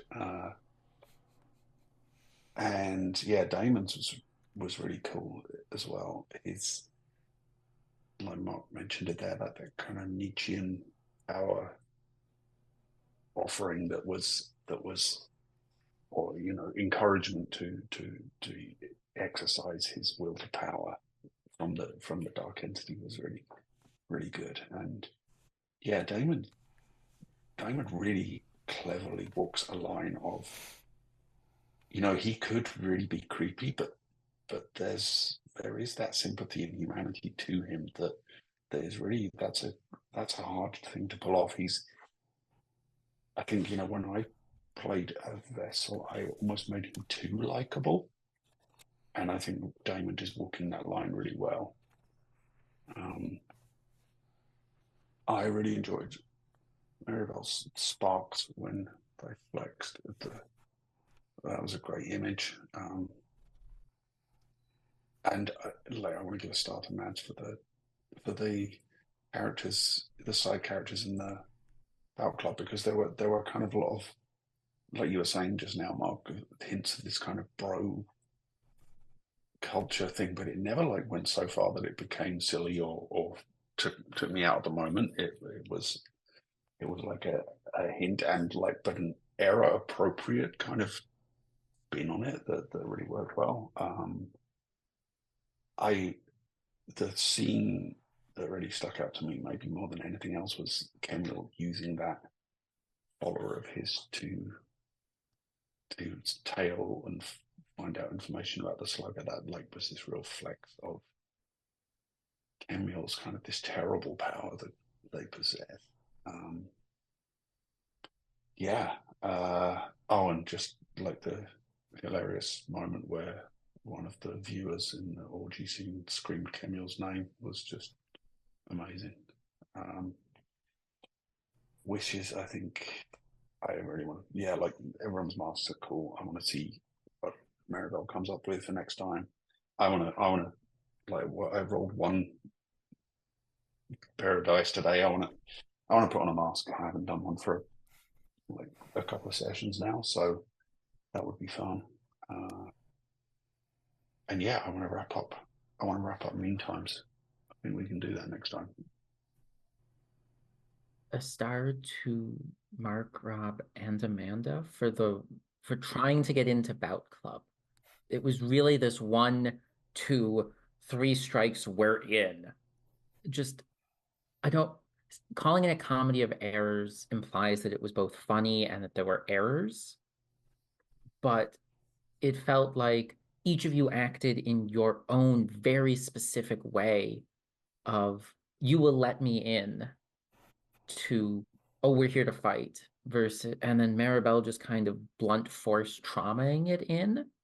And that 3-hit blow on Brick just felt, each of you tried it in your own way just to see what would resonate. And it was great to see 3 characters solve the exact same problem in 3 very different ways.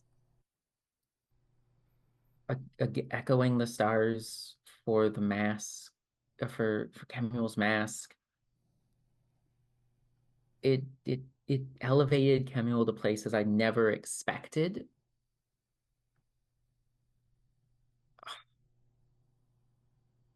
a star to Mads. The voice that you pulled out when first narrating the Unscene caused me to do a double take and sent chills down the spine of, oh, this is the Mastermind's work.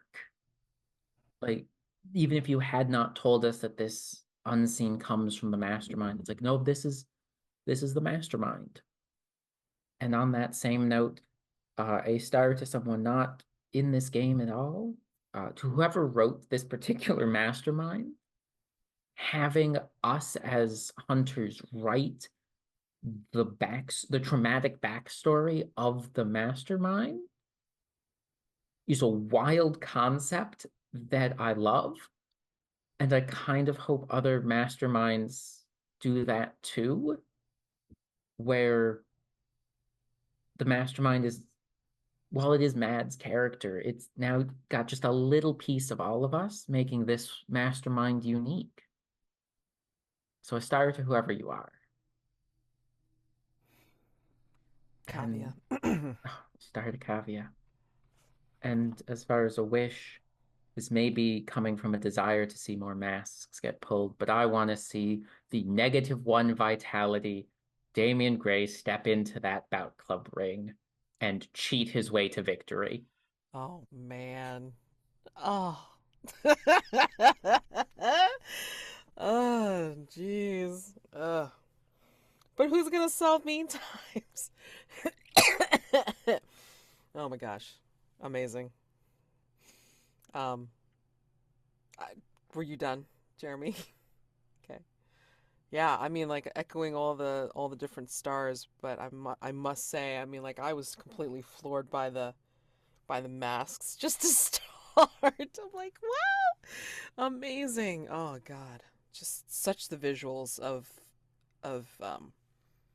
what happens. So I mean, like these masks are just making some incredible prologues for these episodes. So thank you. Oh my gosh, star for those. Um, I just really enjoy watching the characters do their thing and be more of themselves every single time that we play. I mean, like Marybelle, like really punching in the inhumanity and the mechanized, best version of themselves, and then with Kemuel being so just God's awful. I mean, but just being so much themselves as well. And then Daymond with bringing on the pain to try and stave off your dark entity. I mean, like those visuals are really really cool, and I really love the concept of the silver threads and the pain that it's causing you, but it's what's keeping you grounded but also giving you your power. So I find that fascinating. And then Val, it's weird, right? Because I almost feel like amongst these people, you are somewhat normal, I guess, because like you're trying for like a pure of heart kind of thing, but yet like you've got all these different, I don't know, versions of yourself, or like all these passages through time, and so therefore there's that possibility of like did you do the bad thing yet that you could be held accountable for or blamed for, but you haven't quite gotten to it yet because that's still in your future, even though it's your past. So, yeah, I'm loving the timey-wimey weirdness of it all, and I find Val quietly fascinating. So, I'm interested to see what your masks will show as we get further Also, in. a star I should have shouted out was that the questions that Amanda had Marybelle asked Val Yes. were like really pointed and like Mm-hmm. legitimately I had to Think. really think about how would Val answer this, because like they hit on some things that are like some of the things I'm not 100% clear on Yeah. myself, but like they were really pointed and very astute questions. Yeah. Which, just like circles back to the question that you had asked Kemuel, was like, do you think that Marybelle has a soul? It's like, would that be curiosity, or is that some spark of life that, you know, wants to know more? No, I have no idea. So wishes, I mean, like, yeah, hopefully we can stave off the mastermind threat, like, as much as possible. But now that I say that, I might have ruined it because y'all going to be like rolling 12s for next time, and then we're just going to be in trouble, and we're just going to have to just drop everything else and then get right into the yeah, Hargrave house is going to get attacked. So yeah, as it is, and I will disclose this. So with the way the new mastermind rules are set up, again, much less clues needed to get to the particular threat of the mastermind, where like the layers are gotten to quicker. So I'm supposed to create one of these threats that's on the board right now as the servant of the mastermind. Who the hell, which one? I don't know. I have no idea. And then I'm going to be introducing another one next week, so we'll see. And then once we get to the 8 mastermind clues, then we stop and we deal with the mastermind's attack, and then you guys have to try and answer the mastermind question, which is what's the ultimate plan using the mastermind clues that you have so far. And past that, then you will pretty much deal with the mastermind. Like deal with the mastermind thread. So it's going to be, for those of you familiar with like an actual, the old Between campaigns, it is a much quicker burn than my usual campaigns. So we're speed running it in comparison. So I don't know how long this is going to be. We'll see. And then I also found out that there's some interesting things that could be done with the threat masks. So the intention is, if you save a threat mask, you can use it to bump up the answer a question roll. And from what I can gather, it doesn't have to be just one person taking it. Like, in other words, if you save that threat mask, nobody uses it, whatever, it can be used to cover the whole entire table. The whole table does the mask, and that's it. Just by taking the threat mask, it just bumps up automatically. All right? Or if you get a 12 plus on answer the question, or hold on, let me see if I got that right. It's like, I think if you get 12 plus on the answer the question, then the answer to the question becomes a mastermind clue that you can add to the list. Yeah, I think I got that right. So, strange things to add to this playtest. I'm like, oh my god.